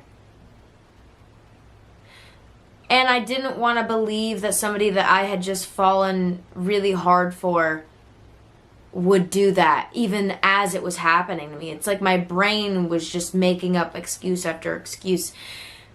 And I remember just like doing what...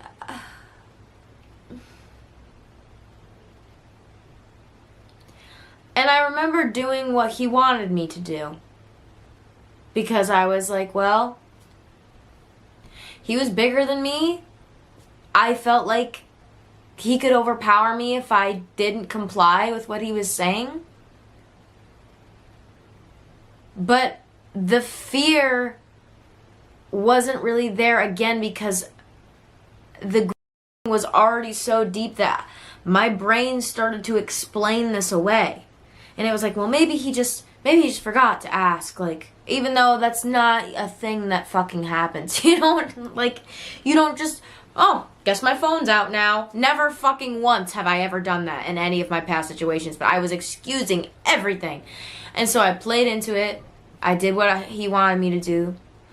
And then after he just sent it to my phone to then make me think that I had consented to this,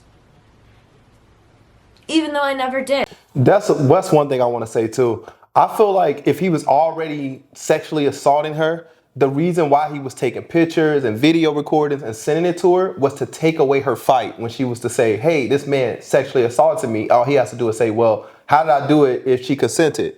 I done sent her the videos of it. It's not like I did it in privacy. I believe that he was doing that just so he could take away her fight. So when she make a story time like this, it's almost like you took away her voice. There's no way you could say that you did something to her when it was consensual in the beginning. She's admitting that it was consensual, but she said something that was very valuable that most people probably don't understand. Is when someone is intoxicated, you are pretty much taking away their right to say no, because they are not in the right mindset. So yeah, I look at this type of thing as if I'm talking to my own child, if I'm talking to my own sister, women that I love in my life, this is the advice I would tell you, and as a men and my sons, as they grow up, I would let them know the same thing. Teach your sons this while they're young. If a woman is drunk, if she's drinking, don't even touch her. Get her home. I don't care whatever the message was, whatever, get her home safely and go on about your day and revisit it the next day. Try to have those moments when you're sober, not when you're drunk. So that way, it's no way you could say essay or grape or stuff like that, because, you were fully conscious. You're going to lose that every time. And they always try to disguise it as them helping her when they're giving her drugs, weed, whatever the case may be. And it's like, if you guys really cared, then you would try to get her to a doctor, give her something else, not get her something that will have her judgment so clouded. And then, yeah, he's definitely taking advantage of it. He would have never put out the camera if she was sober. Now he's just acting completely different because she's out of her element. Right. But, again, at this point, I didn't want to believe that what he just did happened. So I played into it. Which is...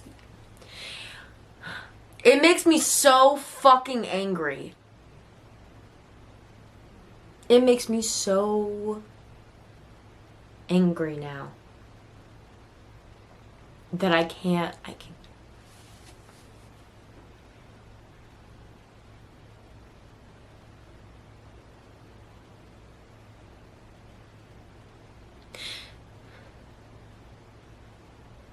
This continued to happen throughout the relationship, but it just became normalized. And at the point it became normalized, I started to just perform for him. Because that would give me love. If I did what he wanted me to do, I would get rewarded for it. And I was stuck in this psychological warfare. And it didn't help that I didn't really have much time away from them to really process what was happening to me. I would go home for maybe 3 days out of the week and spend most of my time with them. I didn't have enough time to process. And when I was away from them, they were constantly calling me, constantly texting me, so I never really got time away from them. Moving on to turning my discomfort into compliance. Oftentimes when I am in situations where I'm scared, I have a fawn response, especially with people who I love. After that, I began performing for him, doing what he liked because I was praised for it. When I didn't do what he wanted, I noticed that he would become cold and moody and emotionally distant. Certain BDSM acts, which, by the way, this is very important for anybody out there who is going through something like this. BDSM is only BDSM if there is very clear consent and safe words. There was not a single safe word. We never had a safe word. Not only that, but things like choking became pretty extreme and also happened outside of the bedroom. It started with being inside the bedroom and then moved on to around the house. And it was just done randomly when he felt like it. I guess it was his need to assert dominance. And sometimes I remember a very clear time before I left. I don't remember how many weeks before I left that this happened because, again, the weeks preparing me leaving this situation, I had already moved in with them. This stuff that I just talked about happened at the old apartment we were in. When we moved into an apartment with other people, we had roommates. That's when these behaviors started to escalate more. And again, this was all explained away with BDSM, right? So I'm not thinking anything of it. I'm thinking, oh, this is BDSM. No. No. Because what happened in this kitchen was fucking scary. So I was in the kitchen. He ordered me to go over to him. He literally was like, come here. And I was like, what the fuck, right? In my head, I'm like, what is he doing right now? And I kind of just looked at him and it was like, what? Like, no? Right? And he was like, well, if you don't come over here right now, you're not going to like what happens next. And I was like, my brain was like, is he really saying that? Like, is that real? Like, that's literally, like, because he's so good at putting on a face and playing this whole charming man, feminist boy, I was like, wait. Like, it wasn't computing in my brain. So I started to dissociate. And I just started laughing because a lot of times I will laugh when I'm uncomfortable. It's kind of just a trauma response coping mechanism. So I literally looked at him and I was like, Like, what? No. And I said, no, like, what the hell? In literally less than a second, he comes over to me, chokes me against the fridge, and I couldn't fucking breathe. See what I mean? When I said in the beginning that dating people who proudly admit that they're so dominant that eventually they'll take you, who maybe is not as submissive as he wanted you to be, and force you to be that. That's exactly why I said that. Because look how he's starting to act. He's trying to insert that dominance. Maybe it's not in the beginning. We learned in this video that it's not in the beginning when they start to do this. He's starting to get to the point that he will make you submissive. You will bow down to him. You will do exactly what he said because that's his persona. I'm a dominant alpha male. He can do everything besides pay all the bills. This is another thing about testing the boundaries. You see how it started in the bedroom to get her accustomed to him putting his hands on her, and now it's outside the bedroom. And then another thing about abusers, they will isolate you from other people. She's barely seeing her family. She's barely seeing her friends because everyone on the outside can see that it's not okay what's going on. But what blows my mind is that they waited until they had roommates to be aggressive with her. You would think that it would happen when, like, at the last apartment. But over time, all of this is aggressive. Over time, all of this is aggressively getting worse for her in this relationship. Yeah, that's a good point. For a good amount of time.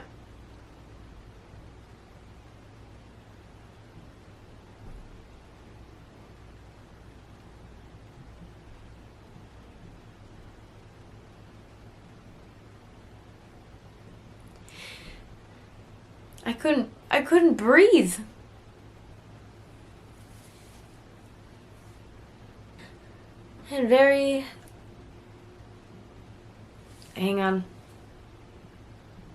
And very quickly after this, he had then picked me up over his shoulders, and I was laughing, and then he, instead of going around to where, like, in the living room, he went the other way, so, like, to explain the layout, this is the kitchen, this is the living room, there's another living room, like, over here that's, like, bigger.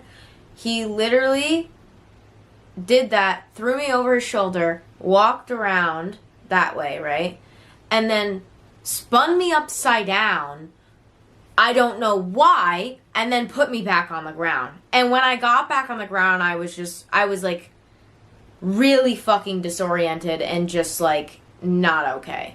Like I was not okay. Consensually choking someone in a BDSM dynamic versus breath play are two different things. You are not supposed to actually choke your fucking partner. And that's what he did. My body, a lot of times in these situations, shut down and just believed it was love. It was, oh, he's just passionate. It's just passion. No, it's not. It's not. It's not.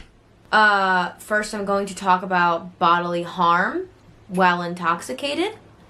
When we had sex when I was drunk or high, he made me bleed. He did not go slow. There were multiple times where anytime we were doing that specific thing, I'd say, please go slow, please go slow, please go slow. And a lot of these times, he would not. And I would end up bleeding. But again, you'd think, how the fuck did you excuse that away in your brain? Well, I was drunk and high. And when these things happened, I thought maybe he didn't mean it. He didn't mean it. That's how deep this manipulation was. This manipulation was so deep that he had convinced me that what was happening was an accident. There was another time he made me bleed with his hands while I was drunk. He was clearly going way too hard. And when he pulled away and realized that I was bleeding, he had said to me, oh,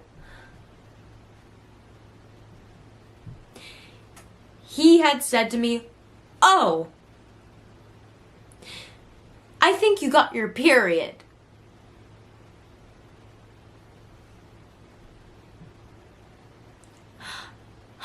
I went to the bathroom disoriented, drunk, and probably high at the same time. I checked my Flow app because I track my period.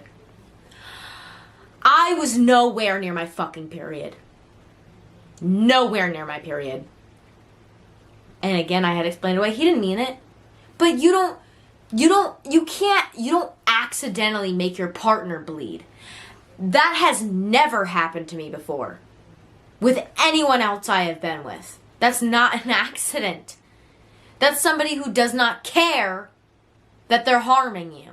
And I wish that I had left at these moments, and I wish that I was more aware of what was happening to me, but it was so layered. He was giving me types of emotional comfort that I had never gotten from anyone before. He would cook for me all the time. He would do all these nice things, and everything was just always covered up by his words and the things he could say that would make me feel seen and heard and loved. He comforted me when I talked about my essay experience in high school, and then proceeded to then essay me. When you have two different things happening at the same time, especially in a relationship like this, it creates cognitive dissonance. If you don't know what cognitive dissonance is, this is what cognitive dissonance is. The most disturbing part of this is the fact that he would cover his tracks by then sending me the recordings. Like, he would just randomly take these videos of me as a way to create the illusion of, see, you must have complied with it because I sent them to you. And it did work. It did work for a while because I had been like, well, he didn't ask me, but then he sent them to me, so, you know, he must have thought it was okay, so maybe it was okay. It wasn't okay. It wasn't okay at all. But again, the manipulation was so deep, and I was constantly on substances, I was constantly high, or I had liquor. He just knew alcohol really well. That's all I'll say. In my brain, I was like, well, I didn't say no, so it was fine, right? But it wasn't fine. And I would play into it. Anytime he sent me a video, I'd be like, oh my God, I love these. I didn't love them. I didn't love them. I did not love them at all. I was trying to rationalize it. I was trying to survive what was happening to me because I loved him. I thought I was in love with him. False consent is not consent. What was actually happening is he was training my nervous system to accept what hurt. He was gaslighting me to consenting to what he wanted me to consent to. Silence under pressure is not consent. The absence of no is not consent. He counted on my silence to justify his actions. But silence is not consent, and I'm not staying silent anymore. There's more condom coercion and boundary violation. I was often made to feel like my boundary of needing a condom all the time was too much. He would repeatedly bring up the idea of not using one or, you know, slip that into conversation somehow. And when I called him out for this and said, no, I really don't like when you say that because I once dated a guy who coerced me into not using a condom, and he was like, oh, I just want to try it for a little bit, just a little bit without it. Like, can I just go a little bit? And I said no 1,000 times, and then I eventually said yes, and then that guy then kept going and didn't stop. And he was like, oh, well, I hope you know that's not what I'm doing. That's not what I'm doing. Instead of correcting his behavior, it was, oh, I'm not doing that. But again, I wanted to believe him. So a lot of these times, whatever he said to smooth things over would work. There was boundary pushing tactics from this point on. There were times when I was drunk and high, or one or the other, and he would tease me physically without a condom on. That was not consensual. He never asked if that was an okay thing to do, he just did it. There were times where I had to physically push him back while it was happening to me because I was scared of it going somewhere I didn't want it to. And he would say things like, don't worry, I'm being careful. He wouldn't stop though. He would just say, don't worry, I'm being careful. That happened to me more than once. It got to a point where I started to kind of remember those parts, right? And I was like, wait, I'm uncomfortable with that, and I'm staying silent about it. So I sat him down and I talked to him about it, and I said, hey, this is making me very uncomfortable, and it's very triggering, and I put the blame on myself, and I shouldn't have, because it's not my fucking fault, but I did. And I was like, this is making me really uncomfortable, it's very triggering for me, please don't do that, I don't want you to do that to me anymore. And you know what he did? He said, thank you so much for telling me. He said something along the lines of, your boundaries are so important. And I'm glad that you felt safe enough to come to me and tell me that. And I felt this relief of, wow, he really is a good guy. See? See, he's a great guy. He wouldn't do that. And then guess what fucking happened? Guess what happened? The next time I was drunk or high, did it again. And I explained it away in my head by being like, no, maybe he forgot. Maybe he forgot. I could not bear the thought that that somebody that had made me feel so safe and seen could continue to do that to me. There was also a time when a condom broke and I could feel it break and he kept going like it didn't just break inside me. Like I didn't just feel that. He took my silence as a cue to just keep going. And eventually I broke out of my freeze and was like, did the condom just break? And he was like, oh, let me check. And he was like, oh yeah, it did. There's no fucking way he didn't feel that break. There's no way he didn't feel it break. And then there was another time where he was doing that boundary testing thing again where he would tease me physically with it. And then there were times where he actually accidentally slipped in without warning. Even though before this happened, I was pushing him back physically. And I was like, I'm nervous that it's gonna go somewhere it shouldn't. And he was like, don't worry, I'm being careful. I wouldn't do that to you. And then he did, and then he did do it to me. And he's like, oh, sorry. I found it very interesting that every time they had intercourse, that she was not sober. Like every single time. Like it's almost as if he knows he's about to do all of the things that she said that she don't like because he has to get her to a point where she's comfortable with it. And when she said that silence isn't a consent, that is probably the most powerful thing that was said throughout the whole video, because a lot of us, not a lot of us, but a lot of people in this world, weird people, will take silence as consent. And a woman who may not know this either, silence is not a consent.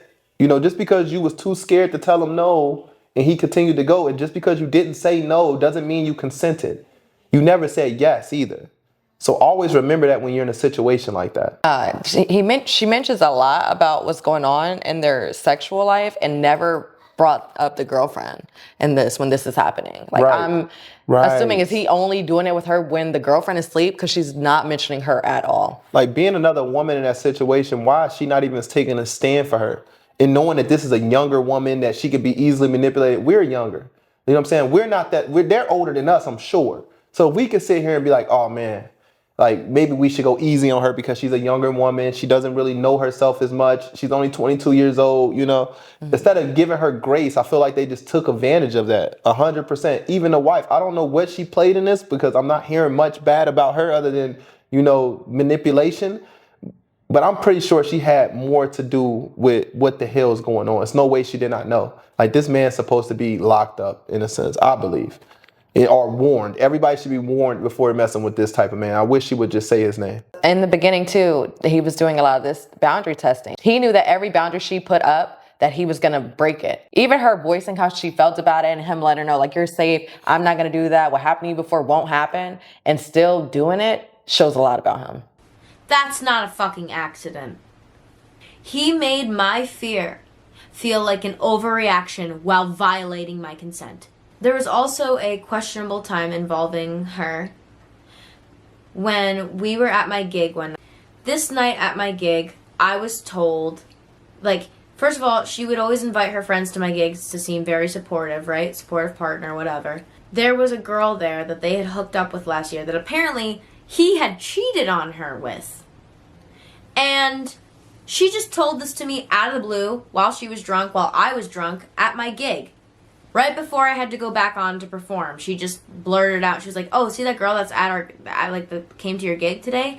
Yeah, last year, we hooked up with her. We tried dating her, but she only liked one of us, so we cut things off with her. But he kept texting her and not telling her about the specific poly dynamic that they had, and she realized that he was flirting with her still, and she was like, please stop doing that. I don't like you flirting with her.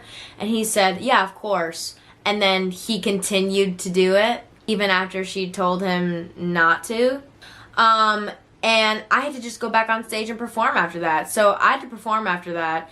And then afterwards, I went to the bathroom and started bawling my eyes out and crying about this. And she kept trying to comfort me and smooth it over by being like, no, you don't understand. Like, he loves you so much, he would never do that again. All this stuff that would try and make me not leave, basically. And then to which one of her friends came in and was like, well, and I don't blame this friend, but she was like, everybody makes mistakes, you know, just trying to help the situation, I guess. Like, you know, like, I'm sure he's probably made up a lot for this, you know, like, I think that you guys really should go home and talk about this together.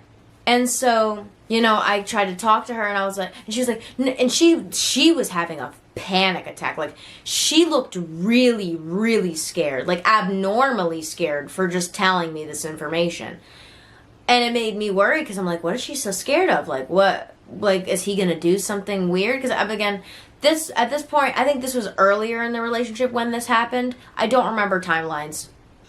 Like, too much shit happened for me to remember a fucking timeline, okay? He, all of a sudden, is playing Mr. Perfect Boyfriend again, because he knows that she told me, because she told him that she told me.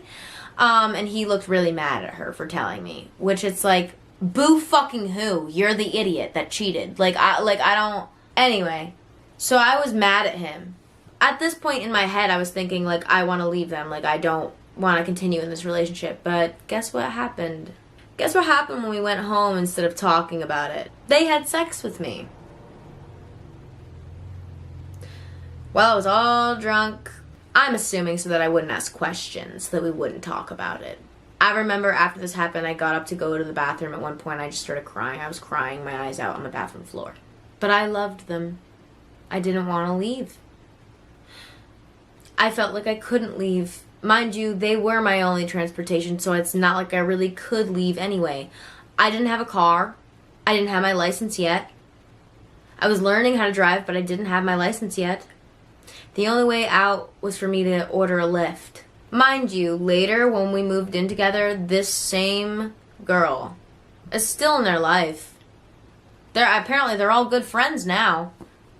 Which, I truly don't understand. Like, how are you friends with the girl you cheated on her with still? And you guys are all just friends now? That's so wild to me. But anyway, she had invited everyone to her birthday party, right? And I was very uncomfortable with that. Reasonably so. And I was like, why would I want to go to this party of a girl who I know was involved in a cheating thing? And he was like, yeah, but like, it's not her fault. Like, it was my fault because like I didn't tell her. And it's like, you think that makes me feel better? You think it makes me feel better that the person I'm supposed to trust is a liar?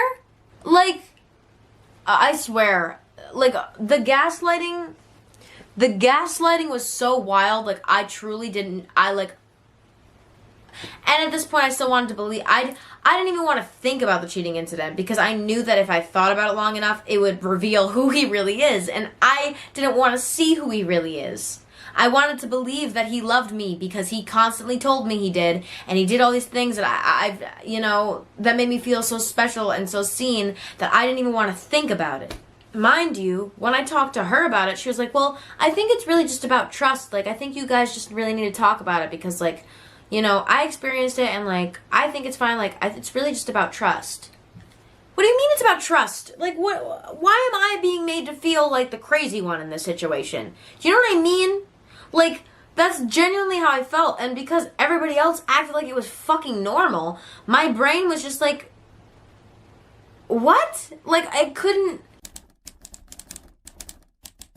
Now, once we got into this relationship, very early on, the location sharing thing started, which I did not initiate, she did.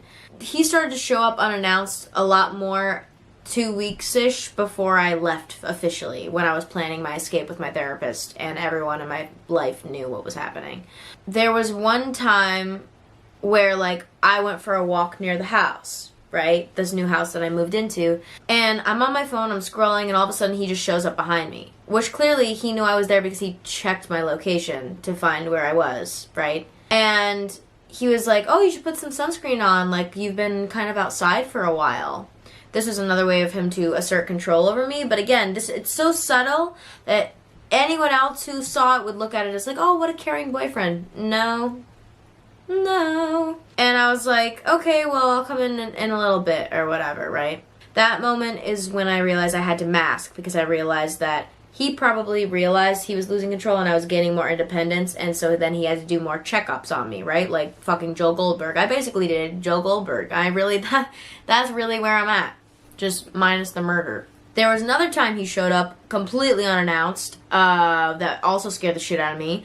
The day before I left, I went out with my brother to this little waterfall, and we'll get to that story in a bit. And I was showing him in town. I was showing him the waterfall in town. And, so basically how this is there's a bridge here, and then there's like a little pathway, and then there's like a little platform, and then there's like a little waterfall over here. Me and my brother walked down here, and we're standing here. He shows up on the bridge looking down at us. Out of nowhere.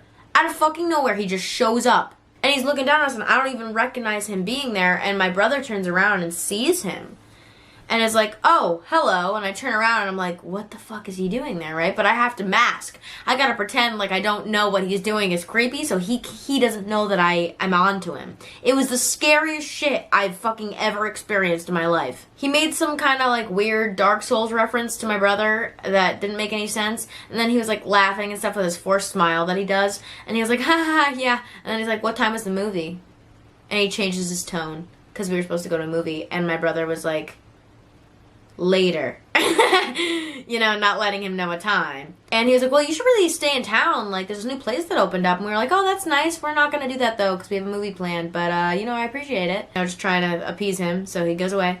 And eventually he's like, okay, well, I was in town, so I just wanted to come and say hi. So all of a sudden, he like, storms away, right? And we go back up on top of the bridge, right? And there's like a little parking lot off the side over here. We go back up on the bridge. I look around. I'm like, where did he go? How did he fucking disappear that fast, right? I turn around and I see his car pull out of like a parking spot to just like this empty place and like zoom out and get right back on the road. And I was like, holy shit, right? That was like the day before I left officially, by the way. Things started to escalate when I pulled away from him. We'll get more into that story after. I will say, right after this stalking incident, I got a text from, her, and it was basically something along the lines of like, I feel really disconnected. We haven't spent time together. That, despite the fact that we literally live together. We literally lived together, and her entire routine for like the last however many months was literally get high in the morning, go to work, get high at work, come home, sleep the entire day, and then get high again. That was her entire routine. And if you tried to wake her up, she would not get up. So, and I literally tried multiple, and I even have proof of me trying. I have proof of me telling her, like, I literally tried to wake you up 1,000 times, and you just didn't wake up. And then her just continuously, like, spinning the story, trying to make it about different things when she wasn't getting her way at guilt tripping me. But yeah, it was really timed perfectly for her to send that message, which made me think, are they working together? Like, I have not, And I was just kind of like, that is so interesting that she's texting me that right after he just showed up on the bridge. But again, I was smart about it, and I had said something like, my therapist is really encouraging me to like focus on myself before I fix anything else. Something like that. It's going to be in the text messages. You'll see it. A reminder that I had no car and I had no escape. So they knew that. These were coercive control tactics. Showing up unannounced, tracking me through my location, disguising orders as care, using fear, confusion, and like surveillance to create dependency, and then seal it with emotional guilt trips. This was just a continued thing. Anytime I started to act independently, I would be pulled back in again. And a lot of people did notice I stopped streaming, like, a lot. I would go like a week or two without streaming and be like, okay, my chronic pain's really bad, guys, like, I'll come back next week. And the reason my chronic pain was so bad was probably because I was getting assaulted. Anyway, Getting back into the social aspect of what happened to me. I was 22. I was involved with people who were significantly older than me, which only contributed to the major power imbalances. Both of them, to their friends, would repeatedly justify the age gap. They would often bring it up when everybody was drunk or high. In front of friends, they'd say things like, you know, we don't usually date below 25, but Moon is different. Or they'd say, oh yeah, we weren't gonna date Moon because they were 22, but Moon didn't hold themselves as a 22-year-old, whatever that means. They would even mock my trauma, being like, well, must be the trauma. Moon's just really mature for their age. So weird. It was so weird and uncomfortable. There was even one time in front of my friend, when my friend was over, where I was like showing my best friend pictures of me from like, I think it was like 2016 or something like that. And I think I don't remember how old I was in 2016. And she had said, how old were you in that year? And it's like, why are you saying that like my age is, like I should feel ashamed for my age? As if she's not the weird one who's dating me. That's what made me so uncomfortable. Like, age was brought up so many times, and it's like, if you are not comfortable with this, like, why did you pick me to date? I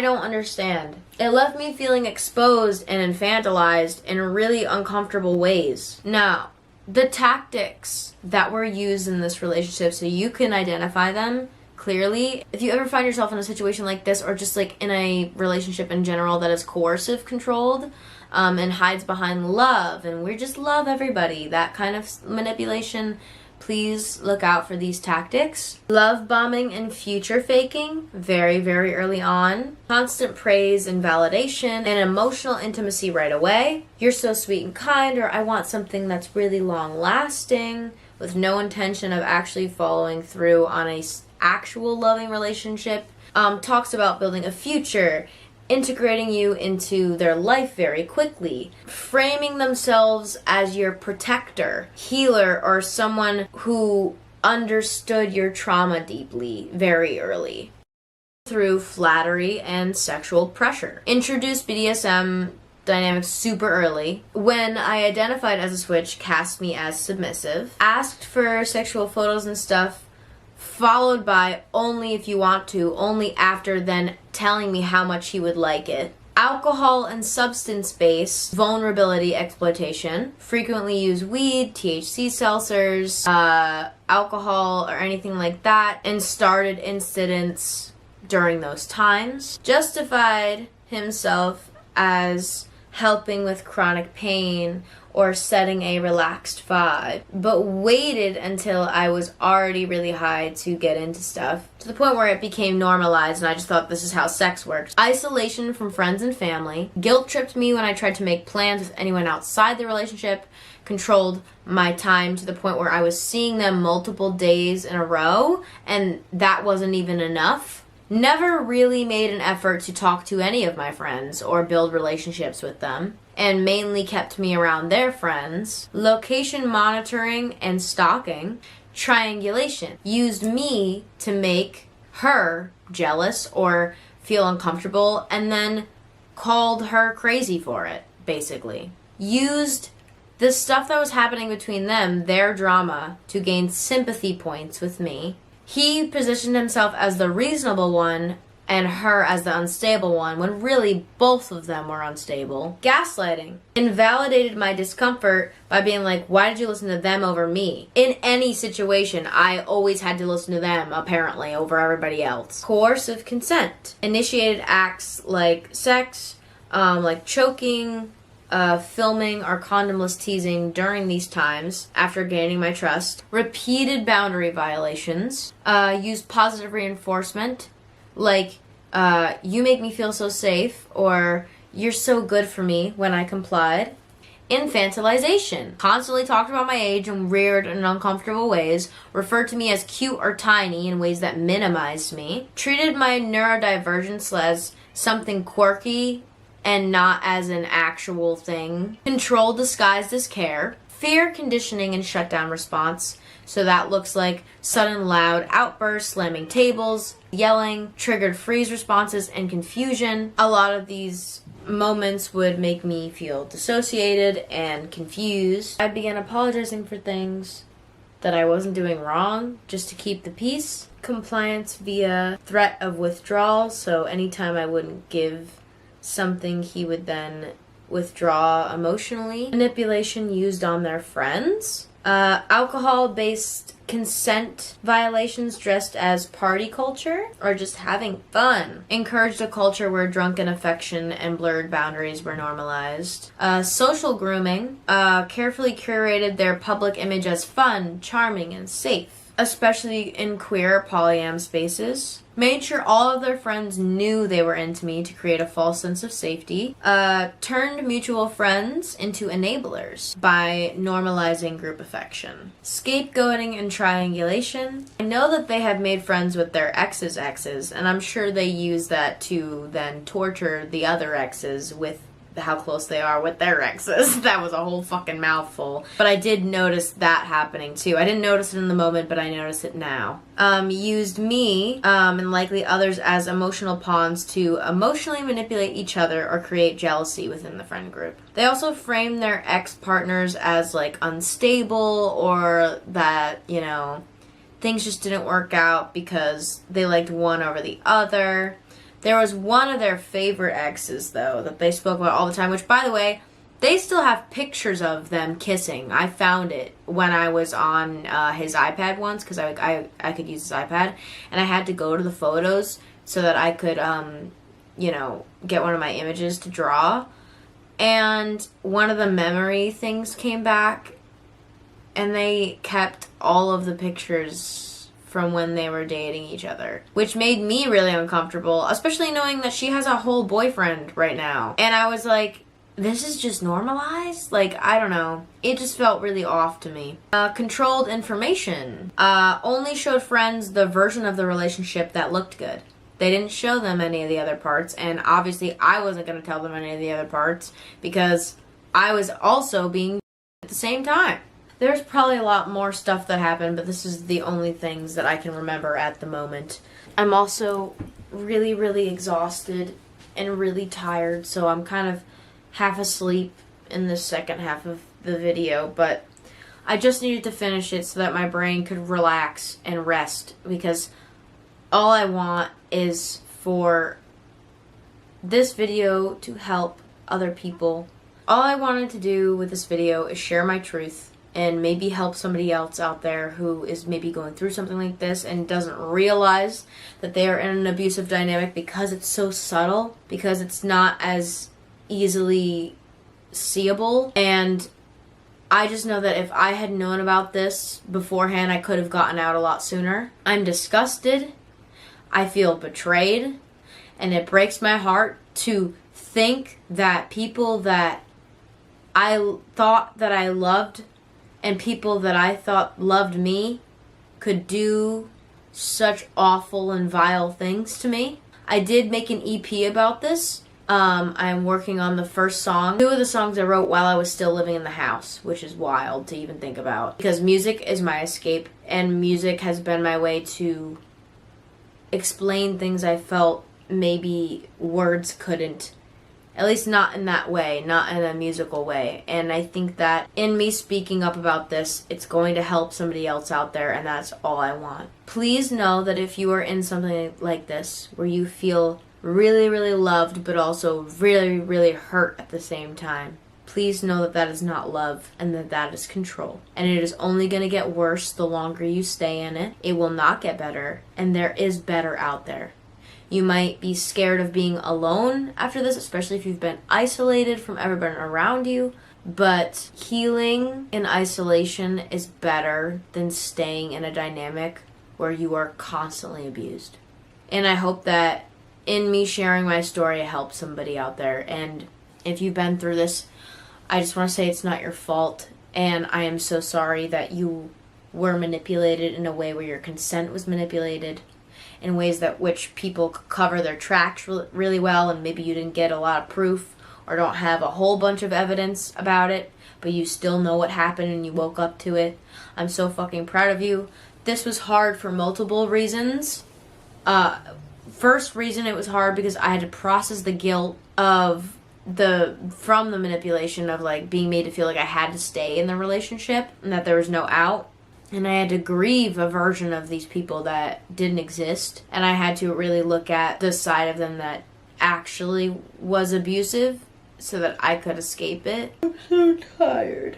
It's really late and I've just been talking at my camera for literal hours. Like, I'm gonna have hours of footage to edit.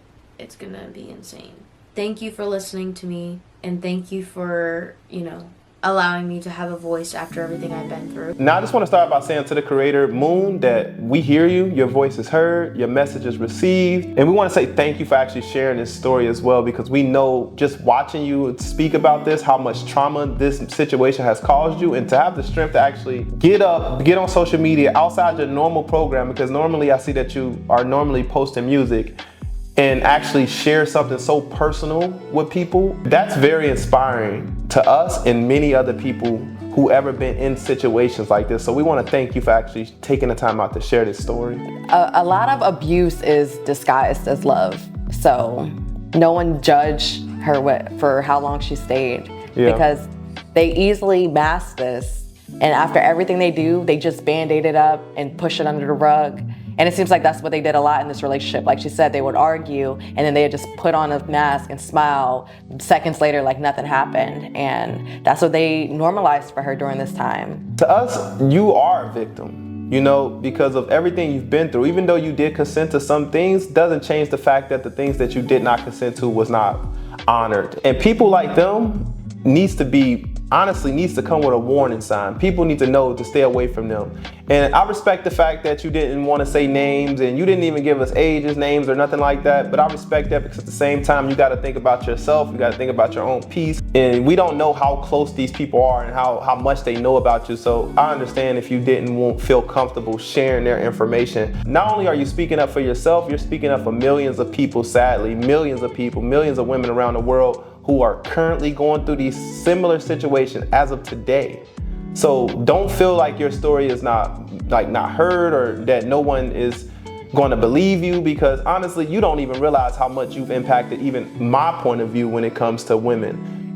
Like asking permission for certain things and just being more conscious to their feelings, like when they're drunk, and just like even a simple fact when you say him touching you, just asking permission and stuff like that, because I can see how men sometimes, not justifying him at all, not at all, I'm just saying I can understand how sometimes when a man is familiar with a woman and y'all flirting and stuff, we don't automatically think like, oh, I should ask her if I can touch her leg. In this story time, I learned even that if you are good, you still gotta ask for those type of things. That's something I'm gonna teach my children. Like, you can never be too observant when it comes to women's feelings, in a sense. I hope that makes sense. I'm really just walking on what I'm saying because I don't wanna say something that's going to trigger you guys or trigger someone who's currently going through this situation. I don't want you guys to think at any moment that I was taking light of what she said. So I'm really just walking on my words. So if I'm using a lot of ums and I'm so sorry, guys.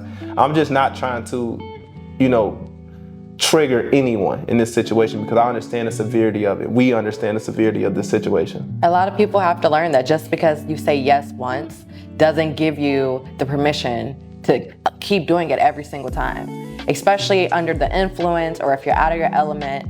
Just because they allow it one time does not give you a pass. We can all use this story time as a warning, as a lesson for us all moving forward as well. Not only did she learn, but we can all learn as men and women in these situations. Dominance doesn't equal abuse, and silence doesn't equal consent, okay?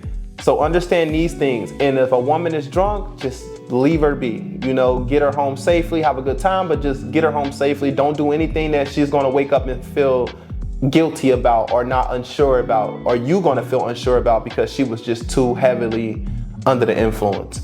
Now, I know that this story time was pretty triggering and it was a lot, so if you made it to the end of this story time, we do appreciate you all.